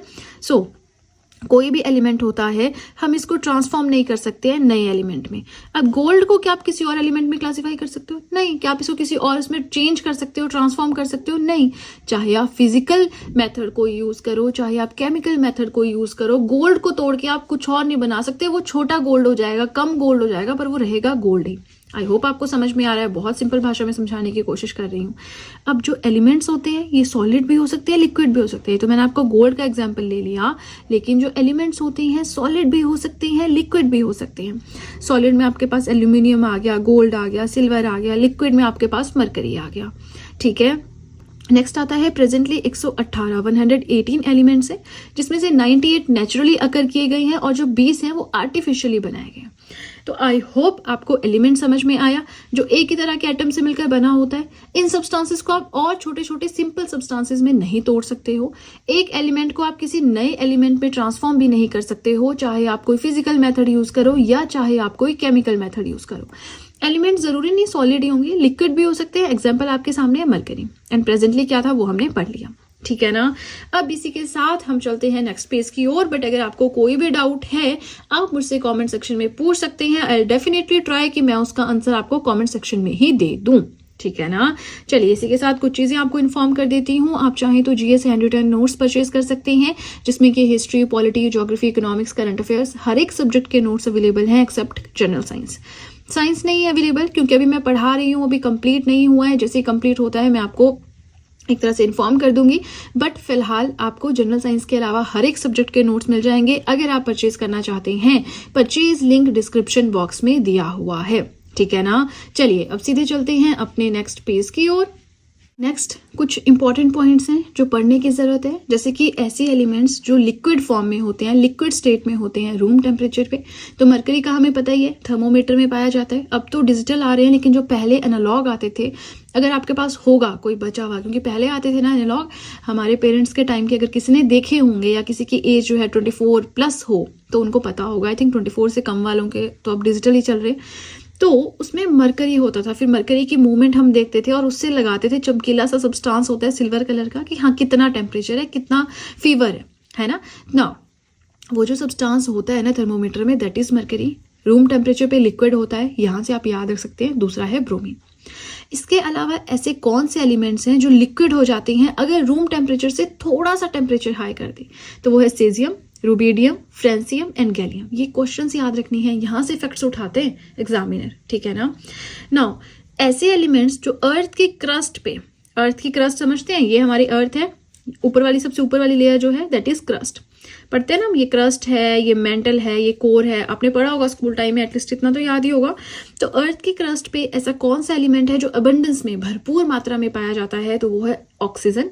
फिर डिक्रीजिंग ऑर्डर में है, सबसे ज्यादा ऑक्सीजन है, फिर सिलिकॉन है, फिर एल्यूमिनियम है, फिर आयरन है और फिर कैल्शियम है, ठीक है। ऐसे एलिमेंट्स जो भरपूर मात्रा में है ह्यूमन बॉडी में, सबसे ज्यादा है oxygen, then carbon, then hydrogen. और भी है बहुत सारे, लेकिन हम 1-2 ही पढ़ते हैं, वहीं से क्वेश्चन आता है, ठीक है। चलिए अब हमने ये पढ़ा कि एलिमेंट्स को हम क्लासिफाई कर सकते हैं as in metals, non metals and metalloids. तो इनके बारे में देख लेते हैं। वैसे तो देखिए मेटल्स है, नॉन मेटल्स है, मेटलाइट्स है, इन डिटेल हमें इनके बारे में पढ़ना है, ठीक है। लेकिन यहाँ बेसिक समझ लें कि ये मेटल क्या होता है, नॉन मेटल क्या होता है, मेटलाइट क्या होता है, ठीक है ना। अब मेटल्स क्या होती हैं? जितने भी एलिमेंट्स का अब तक पता चला है उसमें से 78% जो है वो मेटल्स है। पीरियोडिक टेबल आपने देखा होगा, अब यहाँ तो मैं ड्रॉ नहीं कर सकती हूँ, तो आप पीरियोडिक टेबल एक बार सर्च कर लीजिएगा, या आपने देखा ही होगा। तो उसके लेफ्ट साइड जो है वहां पे आपको सारे मेटल्स मिलेंगे, ठीक है। राइट साइड पे क्या मिलते हैं? नॉन मेटल्स मिलते हैं। नाउ रूम टेम्परेचर पे जो मेटल्स हैं जनरली सॉलिड ही होते हैं, सॉलिड स्टेट में ही होते हैं, एक्सेप्ट मरकरी। मरकरी हमने पढ़ा ना, ऐसा एलिमेंट है जो लिक्विड स्टेट में मिलेगा आपको रूम टेम्परेचर पे। यूजुअली जो मेटल्स होती हैं इनका हाई बॉइलिंग पॉइंट होता है, हाई मेल्टिंग पॉइंट होता है, शाइनी नेचर होती है, चमकीले होते हैं, गुड कंडक्टर्स होते हैं, हीट एंड इलेक्ट्रिसिटी के, मेलेबल होते हैं। मेलेबल कि अगर आप किसी मेटल को बीट करेंगे ना, है ना, उस पर हैमर मतलब हथौड़ा मारेंगे तो क्या होता है, वो पतली पतली शीट्स में कन्वर्ट किया जा सकता है। इस तरह का कोई मेटल है ना, ये उसकी शेप है, तो आप उसको इस तरह की पतली, बहुत पतली शीट में कन्वर्ट कर सकते हैं। इसका मतलब है कि वो मेलेबल है। सेकेंड है डक्टाइल। डक्टाइल का मतलब है कि जो इस तरह का कोई मेटल है उसकी आप इस तरह से पतली पतली तारें बना सकते हैं। तो इस तरह से मेटल्स की एक प्रॉपर्टी हो सकती है इनकी एक प्रॉपर्टी होती है that metals are malleable and ductile, ठीक है ना। गोल्ड भी मेटल है, तभी तो आप उसके ज्वेलरी बना सकते हो, गहने खरीद सकते हो। उसकी गहने कैसे होते हैं? पतली पतली से तो होते हैं, है ना। गोल्ड इतना कॉस्टली है, तो अब पतली पतली वायरिंग क्यों बना सकते हैं? क्योंकि वो डक्टाइल है, ठीक है। अब मेटल्स आपने थोड़ा सा बेसिक सा तो समझ लिया ना। अब हम आगे चलते हैं, नॉन मेटल्स देखते हैं। इन डिटेल हम पढ़ेंगे, बट यहाँ जस्ट हम पढ़ रहे हैं क्लासिफिकेशन ऑफ मेटल, तो उस हिसाब से पढ़ रहे हैं। नॉन मेटल्स की बात करें तो पीरियोडिक टेबल के राइट साइड पे आपको मिल जाएंगे नॉन मेटल्स। ना ही ये मेलेबल होते हैं, ना ही डक्टाइल होते हैं। मतलब अगर आप इस पे हैमरिंग करने लगोगे, अगर आप किसी नॉन मेटल को थिन शीट में बदलने लगोगे तो वो टूट जाएगा। आप उसकी पतली सी वायर बनाने लगोगे, वो टूट जाएगा। तो मतलब नॉन मेटल्स ना तो मेलेबल होते हैं, ना ही डक्टाइल होते हैं। इनका लो बॉइलिंग पॉइंट होता है, लो मेल्टिंग पॉइंट होता है, except for carbon and boron. तो ये एक्सेप्शन याद कर लेनी, समझना नहीं है, ठीक है ना। इसके अलावा these are the poor conductors of electricity, यानी मेटल से उल्टे हो गए आपके नॉन मेटल्स। यहाँ पे high melting, high boiling point है, यहाँ पे दोनों लो है। ये good conductors of heat and electricity है, ये poor conductors of heat and electricity है। These are malleable and ductile, ये ना मेलेबल है ना डक्टाइल है। ये लेफ्ट साइड पे मिलेंगे, ये राइट साइड पे मिलेंगे। एक याद कर लो, दूसरा ऑटोमेटिकली याद हो गया, ठीक है ना। नाउ थर्ड आता है मेटेलॉइड्स। अच्छा, ये मेटेलॉइड्स क्या होते हैं? मेटेलॉइड्स वो एलिमेंट्स होती हैं जिनमें कुछ प्रॉपर्टीज मेटल्स की होती हैं और कुछ प्रॉपर्टीज नॉन मेटल्स की होती हैं, ठीक है ना। पीरियोडिक टेबल में डायगनली आपको ये मिल जाएंगे। डायगनल समझते हैं आप? डायगनल क्या होता है? ये आपका स्क्वायर है तो इसके जो ऑपोजिट एंड्स को जोड़ने वाला इज नोन एज डायगनल। ये आपकी रेक्टेंगल है, ऑपोजिट एंड्स को जोड़ने वाला इज नोन एज डायगनल, ठीक है ना। तो ये जो है डायगनली आपको पीरियोडिक टेबल पे मिल जाएंगे। इनको हम सेमी मेटल्स भी बोलते हैं क्योंकि इनमें कुछ प्रॉपर्टीज मेटल्स की होती हैं, कुछ नॉन मेटल्स की होती हैं। एग्जाम्पल्स की बात करें, बोरोन है, सिलिकॉन है, जर्मेनियम है, आर्सेनिक है, ये सारे क्या हैं? मेटेलाइट्स हैं। वैसे हम जब पीरियोडिक टेबल करेंगे तो वहां हम बहुत अच्छे से पढ़ेंगे। यहाँ जस्ट मैंने आपको कहा ना कि हम मेटल की केमिकल फॉर्म में क्लासिफिकेशन कर रहे हैं, तो उस हिसाब से पढ़ रहे हैं। चलिए, अब ये जो हमारा पेज था सेकंड वाला केमिकल क्लासिफिकेशन का, ये भी हो गया कंप्लीट। यहाँ पे मैं आपको इन्फॉर्म करना चाहूंगी कि अगर आप चाहें मुझे इंस्टाग्राम पे फॉलो कर सकते हैं, आप चाहें टेलीग्राम अकाउंट पे ज्वाइन कर सकते हैं। दोनों का ही लिंक डिस्क्रिप्शन बॉक्स में दिया गया है।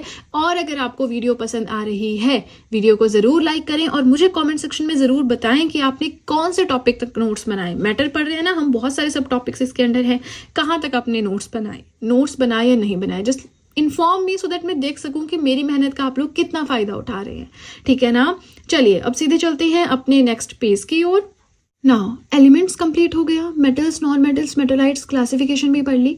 अब जो प्योर सब्सटेंसेस को दूसरी तरह से हम क्लासिफाई कर सकते हैं, दैट इज कंपाउंड्स, ठीक है। कंपाउंड्स क्या होते हैं? जो एक से ज्यादा तरह के एटम से मिलकर बने होते हैं और ये जो एटम्स हैं किसी भी कंपाउंड में फिक्स्ड रेशो में होते हैं। मान लीजिए आपका एटम 1 है प्लस एटम 2 है, इन दोनों को मिलकर कोई नया कंपाउंड बन रहा है, ठीक है। लेकिन शर्त ये है कि एटम 1 और एटम 2 की फिक्स्ड प्रोपोर्शन होगी। ऐसे नहीं अपनी मर्जी से मिक्स किया और हो गया, है ना। हमने ORS का घोल नहीं बनाना है, चीनी डाली, नमक डाला, पानी डाला, बन गया, नहीं। कंपाउंड्स हैं, फिक्स्ड प्रोपोर्शन में होंगे, ठीक है ना। समझ में आ गया? कंपाउंड्स जब एक से ज्यादा तरह के एटम से मिलकर बने होते हैं और ये जो एटम्स हैं फिक्स्ड रेशो में अवेलेबल होते हैं, तभी आपका कंपाउंड बनता है। अब ये दो तरह के होते हैं, कैसे? एक होता है मॉलिक्यूलर कंपाउंड, एक होते हैं सॉल्ट्स।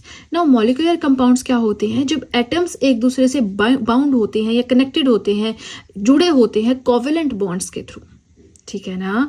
जब एटम्स कोवेलेंट बॉन्ड्स के थ्रू जुड़े होते हैं हम उन्हें बोलते हैं मॉलिक्यूलर कंपाउंड्स।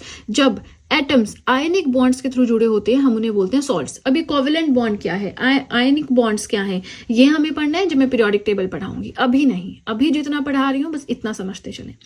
यहाँ पे कुछ लिस्ट मैंने लिखी है आपको अच्छे से समझाने के लिए कि कंपाउंड्स एक्चुअल में होते क्या हैं। एग्जाम्पल्स देखिए, H2O हमारा वाटर कंपाउंड है। क्यों? क्योंकि हाइड्रोजन के 2 ही एटम चाहिए, ऑक्सीजन का 1 ही एटम चाहिए, तभी वाटर बनेगा। कहीं आपने हाइड्रोजन के 3 एटम्स ले लिए, क्या वो वाटर बनेगा? नहीं। कहीं आपने ऑक्सीजन के 1 की जगह 2 एटम ले लिए, क्या वो वाटर बनेगा? नहीं। अगर आपको वाटर नाम का कंपाउंड बनाना है, आपको 2 ही एटम चाहिए हाइड्रोजन के और 1 ही एटम चाहिए ऑक्सीजन का। इसके अलावा सोडियम क्लोराइड है, NaCl, अल्कोहल है। यहाँ पे केमिकल फॉर्मूला सबके साथ में लिखे हैं। एसिटिक एसिड है, सल्फ्यूरिक एसिड है, अमोनिया है, मीथेन है, नाइट्रस ऑक्साइड है, सॉल्ट है। ये सारे क्या हैं? आपके कंपाउंड्स हैं। चलिए, ये तो हमने बेसिक सी क्लासिफिकेशन कर दी कंपाउंड्स की कि मॉलिक्यूलर कंपाउंड्स होते हैं, सॉल्ट्स होते हैं। लेकिन जो इंपॉर्टेंट वाली क्लासिफिकेशन है वो ये है दैट कंपाउंड्स को हम क्लासिफाई कर सकते हैं as in organic compounds and inorganic compounds. Organic compounds क्या होते हैं? जिनमें कार्बन के एटम्स होते हैं। इनऑर्गेनिक कंपाउंड्स क्या होते हैं? जिनमें कार्बन के एटम्स नहीं होते हैं। एग्जाम्पल्स देखते हैं। ऑर्गेनिक कंपाउंड्स में आपका फैट्स आ गया, कार्बोहाइड्रेट्स आ गया, प्रोटीन्स आ गया। इनऑर्गेनिक कंपाउंड्स में क्या आया? Non metals, acids, basis. ये वैसे ही याद कर लेना, ठीक है ना। वैसे यहाँ से क्वेश्चन नहीं आता, पर इतना पता होना चाहिए ऑर्गेनिक कंपाउंड्स में कार्बन होगा, इनऑर्गेनिक कंपाउंड्स में कार्बन नहीं होगा, ठीक है जी। नेक्स्ट हमें क्या करना है, अब हमने क्या किया, हमने अच्छे से पढ़ लिया प्योर सब्सटेंसेस दो तरह के होते हैं, एलिमेंट्स एंड कंपाउंड्स, दोनों की क्लासिफिकेशन पढ़ ली। अब जो मैटर होता है उसे हम क्लासिफाई कर सकते हैं एज इन मिक्सचर्स। एक प्योर सब्सटेंस पूरा पढ़ लिया, दूसरा है मिक्सचर। स्टार्ट करते हैं with the mixture. Again video पसंद आए तो लाइक जरूर कीजिएगा। नाउ मिक्सचर्स क्या होते हैं, a material composed of two or more simpler substances. दो सिंपल सब्सटेंस है, उनको मिक्स कर दिया, बन गया मिक्सचर। कैसे सिंपल सब्सटेंसेस, और कंपाउंड्स भी तो यही थे ना, कंपाउंड्स में तो हम दो चीज़ों को ऐड कर रहे थे, तो कंपाउंड्स एंड मिक्सचर्स में क्या डिफरेंस है, फिर तो दोनों सेम चीज़ें हैं। चलिए पहले डिफरेंस समझाती हूँ ना, फिर आपको समझाती हूँ कि मिक्सचर्स क्या होते हैं। जो कंपाउंड्स होते हैं ना, उनमें दो चीज़ें फिक्स्ड प्रोपोर्शन में होती हैं। जैसे कि वाटर है, दो ही हाइड्रोजन के एटम चाहिए, एक ही ऑक्सीजन का एटम चाहिए, ठीक है। तो कंपाउंड्स में फिक्स्ड प्रोपोर्शन में दो चीज़ें आप ऐड करते हैं, केमिकल कॉम्बिनेशन उसमें होता है, केमिकली वो चीज़ें कंबाइन की जाती हैं। आप हाथ से नहीं उनको मिक्स करते हो, ठीक है ना, हाथ से नहीं बनाते, जैसे चाय हाथ से बनाते हो वैसा नहीं करते आप, उसमें केमिकली कंबाइन होती हैं चीज़ें। लेकिन जो मिक्सचर्स होते हैं इसमें आप किसी भी प्रोपोर्शन में ऐड कर दो, और फिजिकल मिक्सिंग होती है। फिजिकल माने हाथ से की जाती है, ठीक है, या किसी मशीनरी से की जाती है।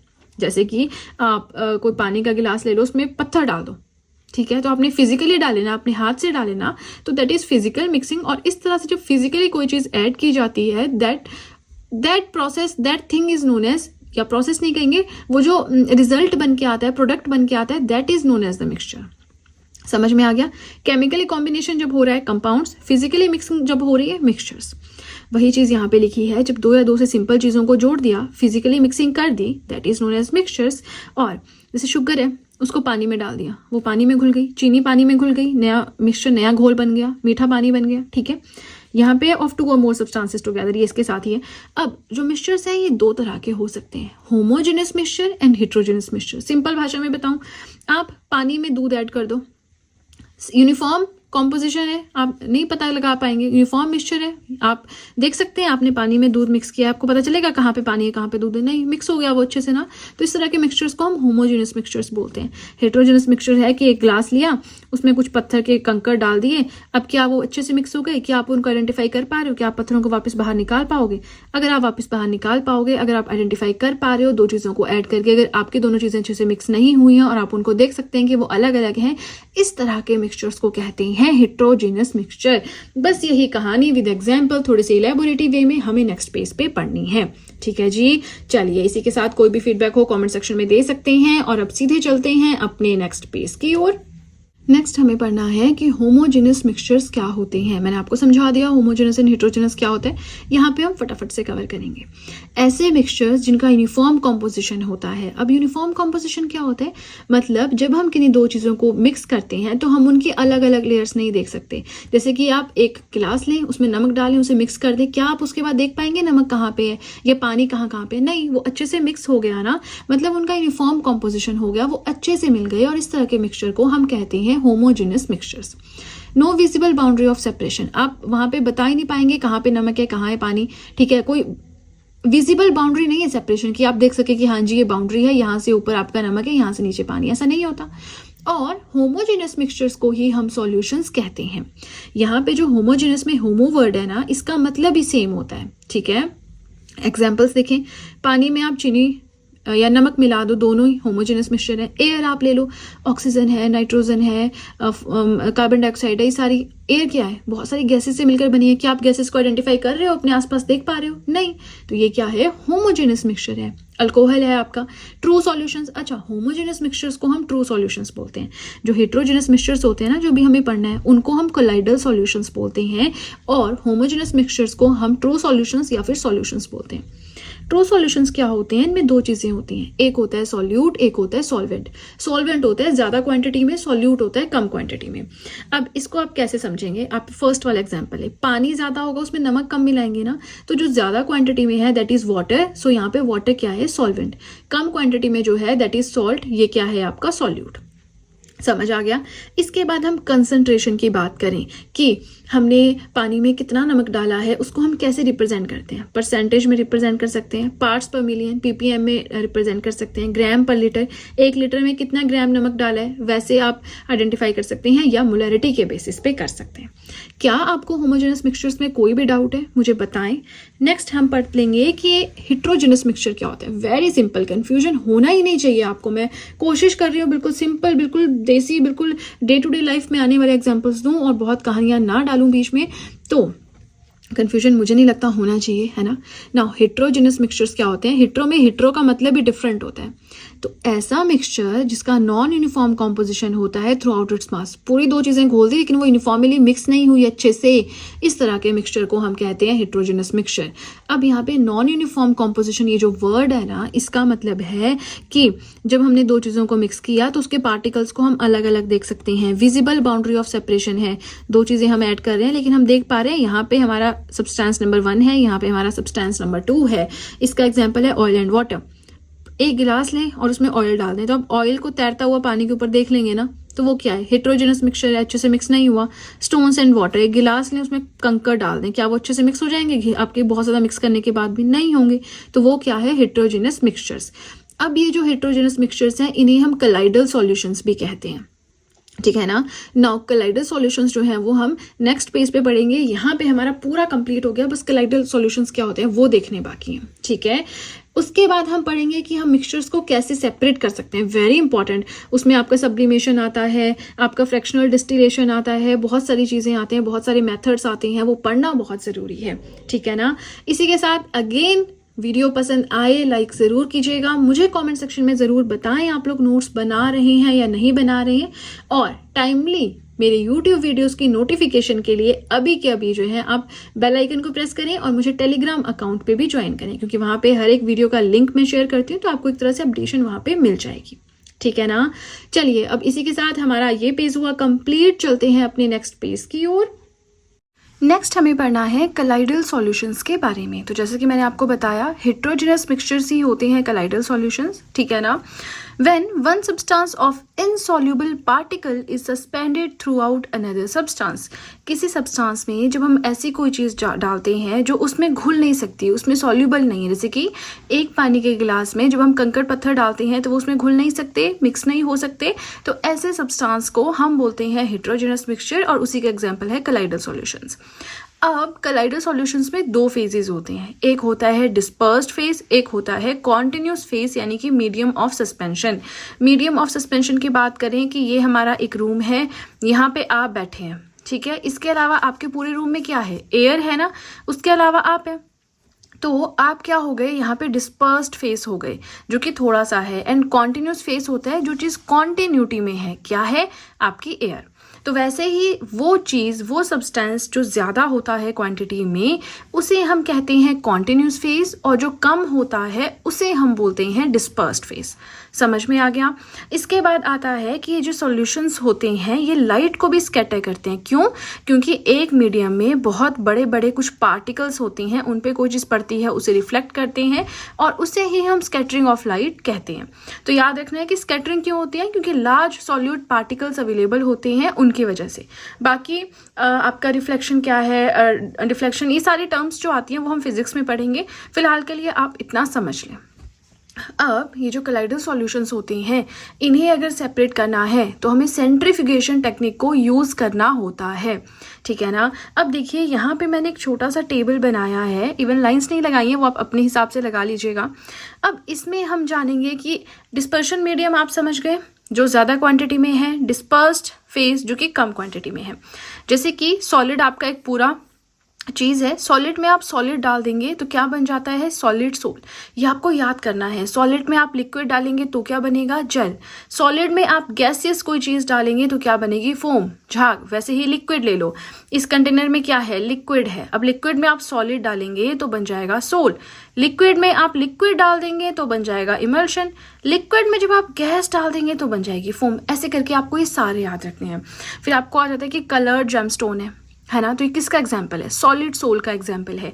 क्वेश्चन आ जाता है यहाँ पे जेसीबी करके, मैंने खुद से एक टाइम पे ऐसे याद किया था, आप चाहे आप भी इस ट्रिक को यूज़ कर सकते हैं। जेली, चीज़, बटर, ठीक है ना, रबर है, स्पंज है, ये किस तरह की कलाइड के एग्जाम्पल है, तो फोम कलाइड के एग्जाम्पल है, ठीक है ना।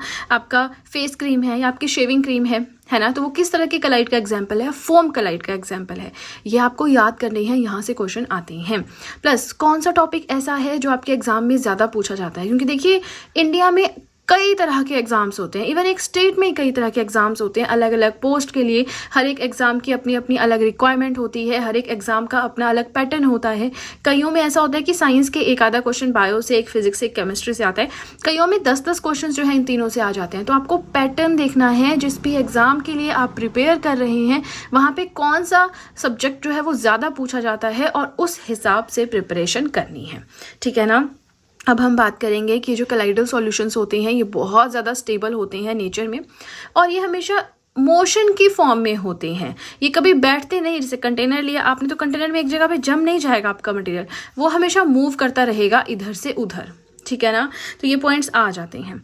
अब देखिए इसी के साथ हमारा कोलाइडल सॉल्यूशंस भी हो गया कंप्लीट। नेक्स्ट हमें क्या पढ़ना है, नेक्स्ट हमारा एक ही टॉपिक बचता है, सेपरेशन ऑफ मिक्सचर्स। यानी कि मिक्सचर्स आप समझ गए, दो तरह के होते हैं, होमोजेनस एंड हेट्रोजेनस। तो होमोजेनस मिक्सचर्स हो गए, हेट्रोजेनस मिक्सचर्स हो गए, इन्हें हम कैसे कैसे अलग कर सकते हैं, कौन से मेथड्स हैं वो पढ़ना है, जिसमें distillation, fractional distillation, centrifugation, chromatography, इस तरह की बहुत सारी टर्म्स आएंगी। उन्हें हम 1 बाय 1 डिस्कस करेंगे एंड देन हमारा वीडियो हो जाएगा कंप्लीट, ठीक है ना। तो अभी हम लास्ट टॉपिक की ओर चल रहे हैं। इसी के साथ आपसे रिक्वेस्ट है कि वीडियो पसंद आ रही हो लाइक बटन ज़रूर प्रेस करें, ठीक है ना। चलिए अब सीधे चलते हैं अपने नेक्स्ट पेज की ओर, सेपरेशन ऑफ मिक्सचर्स। अब देखिए जितने भी सब्सटेंसेस हैं जो नेचुरली अकर करते हैं वो प्योर फॉर्म में नहीं होते, उनके साथ कुछ और चीज़ भी है जो मिली हुई होती है। अब इस तरह के सब्सटेंसेस को अलग करना हो तो हम क्या करते हैं, हम अलग अलग टेक्निक्स यूज़ करते हैं या अलग अलग मेथड्स यूज़ करते हैं, जिन्हें हम सेपरेशन ऑफ मिक्सचर्स टेक्निक या सेपरेटिंग टेक्निक्स ऑफ मिक्सचर्स बोल सकते हैं। अब देखिए हमारे पास दो तरह के मिक्सचर्स हैं, एक होते हैं होमोजेनस, एक होते हैं हेट्रोजेनस। अब हेट्रोजेनस क्या होते हैं, होमोजेनस क्या होते हैं, पढ़ रखा ना हमने, अब वो टर्म्स हम यहाँ पे नहीं एक्सप्लेन करूंगी मैं, ठीक है। अब ये जो हेट्रोजेनस मिक्सचर्स होते हैं इनको अगर सेपरेट करना हो तो हम बिल्कुल सिंपल टेक्निक्स के थ्रू कर सकते हैं। डे टू डे लाइफ में जो टेक्निक्स हम यूज करते हैं उनके थ्रू कर सकते हैं, जैसे कि हैंड पिकिंग हो गया, फिल्ट्रेशन हो गया, समझ में आ रहा है, बिल्कुल सिंपल है। लेकिन जो होमोजेनस मिक्सचर्स होते हैं, एक पानी के गिलास में आप एक दूध का गिलास मिला दें तो आप कैसे सेपरेट करेंगे, उसको कर पाएंगे नहीं। लेकिन एक पानी के गिलास में आप पत्थर डाल दें तो क्या आप उन्हें सेपरेट कर पाएंगे, हाँ, हाथ से निकाल के पत्थर हम साइड में रख पाएंगे। तो वो हो गई हमारी हैंड पिकिंग टेक्निक। लेकिन होमोजेनस मिक्सचर्स के लिए अगर हमें इंडिविजुअल कंपोनेंट्स को एक मिक्सचर से अलग करना है जो कि होमोजेनस मिक्सचर है, हमें अलग अलग मेथड्स यूज़ करने होते हैं। अब कौन सा मेथड हम यूज़ करेंगे, बहुत सारे मेथड्स हैं, आपका इवेपोरेशन है, डिस्टिलेशन है, फ्रैक्शनल डिस्टिलेशन है, क्रोमेटोग्राफी है, बहुत सारी चीज़ें। तो आप कौन सा मेथड यूज़ करेंगे वो डिपेंड करता है on the nature of components present in the mixture. किसी मिक्सचर में किस तरह के कॉम्पोनेंट्स प्रेजेंट हैं उनके ऊपर, ठीक है ना। चलिए अब हम समझ लेते हैं सेपरेटिंग मेथड्स जो हमें पढ़ना है, जहाँ से देखिए बहुत बहुत इंपॉर्टेंट टॉपिक है ये, ठीक है ना। चलिए सबसे पहले हम बात कर लेते हैं इवेपोरेशन के बारे में। इवेपोरेशन माने भाप बनना, है ना। हम स्कूल टाइम से पढ़ते आ रहे हैं इवेपोरेशन क्या होता है। चाय बनाते हैं, जब हम पानी रखते हैं तो अगर पानी को उबालते रहे, उसमें कुछ डाले नहीं तो पानी इवेपोरेट होना स्टार्ट हो जाएगा, उसका वाष्पीकरण होना स्टार्ट हो जाएगा। तो जब कोई भी मैटर लिक्विड स्टेट से गैसियस स्टेट में कन्वर्ट होता है तो उस प्रोसेस को, उस कन्वर्जन को हम बोलते हैं इवेपोरेशन। लेकिन ये जो कन्वर्ट होगा सब्सटेंस, ये वो होगा जो वोलेटाइल होगा। अब वोलेटाइल सब्सटेंस क्या होता है, वोलेटाइल वो होता है जो अपनी स्टेट चेंज कर लेता है, ठीक है। नॉन वोलेटाइल कौन सा होता है, जो अपनी स्टेट चेंज नहीं कर सकता। ये हम जैसे जैसे आगे चलेंगे आपको समझ में आता रहेगा, ठीक है ना। अब इवेपोरेशन मेथड को तब यूज करते हैं जब हमें किसी वोलेटाइल कंपोनेंट को नॉन वोलेटाइल कंपोनेंट से चेंज करना हो, अलग करना हो, सेपरेट करना हो। इसका क्या मतलब हो गया, मान लीजिए आपके पास कोई मिक्सचर है, ठीक है, इसमें एक वोलेटाइल कंपोनेंट है, एक नॉन वोलेटाइल कंपोनेंट है। वोलेटाइल कंपोनेंट ऐसा है जो लिक्विड से गैसियस स्टेट में कन्वर्ट हो सकता है, लेकिन नॉन वोलेटाइल ऐसा है जो कन्वर्ट नहीं हो सकता। चलिए ये मैंने क्या कह दिया, सुने।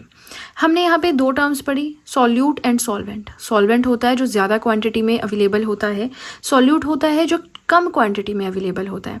अब अगर हम पानी और नमक के घोल की बात करें, पानी और नमक के घोल में पानी ज़्यादा होगा, नमक कम हो गया, इन दोनों को मिक्स किया, मिक्सचर हो गया। अब इस मिक्सचर में से हमें क्या करना है, by using evaporation technique salt और वाटर को अलग करना है। तो अब हम क्या करेंगे, इवेपोरेशन मेथड यूज़ करेंगे। अब इसमें वोलेटाइल चीज़ क्या है, अगर देखिए ये आपका पानी और नमक का घोल है, अगर हम इसे गैस पे रख दें और इसको बॉयल करें बहुत हद तक, तो क्या होगा, पानी इवेपोरेट हो जाएगा हो जाएगा ना, और हमें क्या मिल जाएगा, सॉल्ट मिल जाएगा। तो इसमें अब वोलेटाइल सब्सटेंस जो है वो गैसियस स्टेट में कन्वर्ट हो रहा है, यानी हमारा जो पानी है वो भाप बन रहा है और उड़ जाएगा। पीछे क्या बच जाएगा, सॉल्ट। यही चीज़ यहाँ पे लिखी है, leaving behind the non volatile component. तो अब यहाँ पे वोलेटाइल कॉम्पोनेंट हो गया आपका वाटर जो कि चेंज हो रहा है, और नॉन वोलेटाइल कॉम्पोनेंट हो गया सॉल्ट जो कि चेंज नहीं हो रहा है, हमें लास्ट में मिल रहा है। ठीक है ना। अब एग्जाम्पल भी मैंने यही लिखा है, recovery of salt from sea water. खारा पानी ले लीजिए, उसमें से सॉल्ट को आपको लेना है, कैसे रिकवर करेंगे, इवेपोरेशन के मेथड से करेंगे। ठीक है ना। अब उसके बाद यहाँ पे एक इम्पॉर्टेंट लाइन लिखी है दैट ये जो इवेपोरेशन का रेट होता है ये इंक्रीज होता है with rise in temperature, area, wind speed etcetera. Evaporation का जो रेट है ये इंक्रीज करेगा जैसे ही टेम्परेचर यानी गर्मी बहुत ज़्यादा हो जाए। देखिए आपने पानी रखा है गैस के ऊपर, ठीक है, अगर आप कम हीट पे रखते हैं वो धीरे धीरे होगा ना इवेपोरेट, लेकिन अगर आप फुल हीट कर देते हैं तो वो एकदम से इवेपोरेट हो जाएगा। इसका मतलब ये है हमने क्या किया, कम हीट से ज़्यादा हीट की, मतलब टेम्परेचर इंक्रीज किया। वैसे ही एरिया अगर इंक्रीज होता है या हवाओं की स्पीड इंक्रीज होती है तो इवेपोरेशन की स्पीड, रेट का मतलब यहाँ स्पीड समझिए, है ना, वो भी बढ़ जाती है, इंक्रीज हो जाती है। अभी तक हमने सिर्फ एक टेक्निक पढ़ी जो कि है इवेपोरेशन, और बहुत ही इंटरेस्टिंग वे में मैंने पढ़ाई है। मुझे नहीं लगता आपको कुछ ऐसी चीज़ हो जो समझ ना आई हो। ठीक है ना। चलिए अब इसी के साथ सीधे चलते हैं अपने नेक्स्ट पेज की ओर। नेक्स्ट टेक्निक हमारे पास आती है सेंट्रीफिकेशन। सेंट्रीफिकेशन क्या होता है, दो ऐसे कंपोनेंट्स जिनकी डेंसिटीज अलग अलग हैं, ऐसे कंपोनेंट्स का मिक्सचर कोई बना हुआ है, उसको सेपरेट करना है तो हम सेंट्रीफिकेशन मेथड यूज़ करेंगे। मैंने क्या कहा, दो चीज़ें हैं, दो सब्सटेंसेस हैं, उनको मिक्स किया हुआ है बड़े अच्छे से, लेकिन वो जो दो सब्सटेंसेस हैं उनकी डेंसिटी अलग अलग है। तो उस केस में अगर आपको उस मिक्सचर के सब्सटेंसेस को अलग करना है तो आप क्या करोगे, सेंट्रीफिकेशन टेक्निक का यूज़ करोगे। अब सेंट्रीफिकेशन टेक्निक का प्रिंसिपल ये है दैट जो डेंसर पार्टिकल्स होते हैं, जो भारी पार्टिकल्स होते हैं, वो बॉटम की ओर फोर्स किए जाते हैं जाने के लिए, और जो लाइटर पार्टिकल्स हैं वो ऊपर की ओर आते हैं जब हम उन्हें अच्छे से घुमाते हैं। ठीक है। इसका एग्जाम्पल आप सबसे पहले समझ लें, वॉशिंग मशीन का ड्रायर होता है, उसको अपने दिमाग में रखें। ड्रायर में क्या करते हैं, हम गीले कपड़े डाल देते हैं और वो फिर सूख के कपड़े बाहर आ जाते हैं। ऐसा नहीं, धूप तो लगानी पड़ती है, बट फिर भी वो होता है कि सूख के बिल्कुल ड्राई होके वो बाहर हो जाते हैं, तभी वो ड्रायर हुआ। अब क्या होता है, उसमें जो डेंसर पार्टिकल्स हैं यानी जो पानी है, जो भारी चीज़ है, वो नीचे की ओर जाती है। हम उसको बहुत इससे घुमाते हैं स्पीड से, मशीनरी खुद वर्क करती है, हम जस्ट सेलेक्ट करते हैं स्पीड। जब वो घूमता है तो डेंसर पार्टिकल्स नीचे की ओर आते हैं, और जो आपके लाइटर पार्टिकल्स, कपड़ा आपका हल्का हो गया ना जब उसमें से पानी निकल गया, और वो ऊपर की ओर जाता है। और ये हो गया हमारा सेंट्रीफिकेशन का प्रिंसिपल। अब ऐसा एक डिवाइस जिसे हम यूज़ करते हैं इस तरह के लिक्विड को सॉलिड से अलग करने के लिए, उसे हम कहते हैं सेंट्रीफ्यूग। सेंट्रीफ्यूग माने हमारे ड्रायर का जो मशीनरी होती है वो। ठीक है। अब ये जो डिवाइस रोटेट कर रहा है, घूम रहा है, इससे हम रोटेट कर सकते हैं हाथ से भी, मतलब मैनुअली भी, या इलेक्ट्रिकली किसी मशीनरी के थ्रू भी। अब ये सारा तो ठीक है, बेसिक है, लेकिन एग्जाम्पल्स पे आपने अपनी पकड़ बनानी है। ठीक है ना। वॉशिंग मशीन का एग्जाम्पल है, वॉशिंग मशीन में ड्रायर जो है वो जो क्या है, सेंट्रीफिकेशन मेथड को यूज़ करता है to squeeze out water from wet clothes. समझ लिया ना हमने।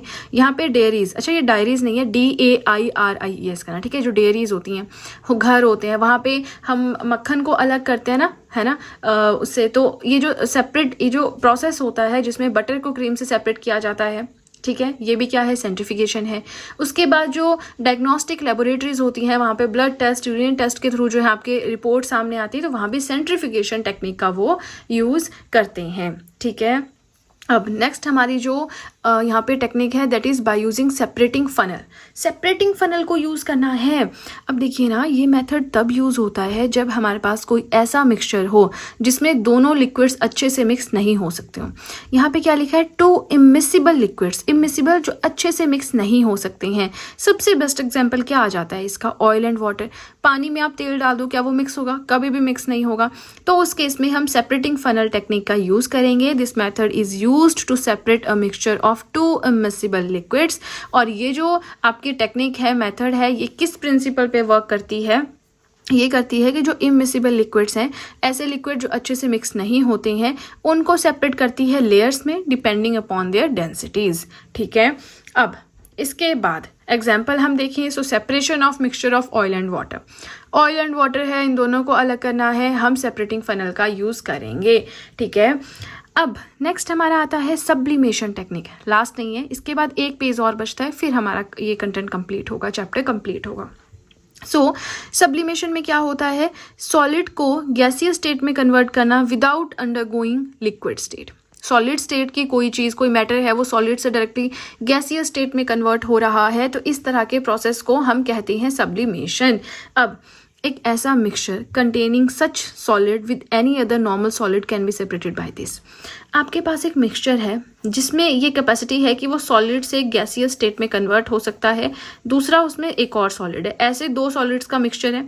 तो अब हम क्या करेंगे, उसे हीट करके सॉलिड जो ऐसी सब्सटेंस जो सॉलिड से गैस में कन्वर्ट हो जाता है उसके भाप बनवा देंगे और ये वाला सॉलिड हमें मिल जाएगा। इसके एग्जाम्पल्स यहाँ पे देखिए, कैम्फर है, अमोनियम क्लोराइड है, आयोडीन है।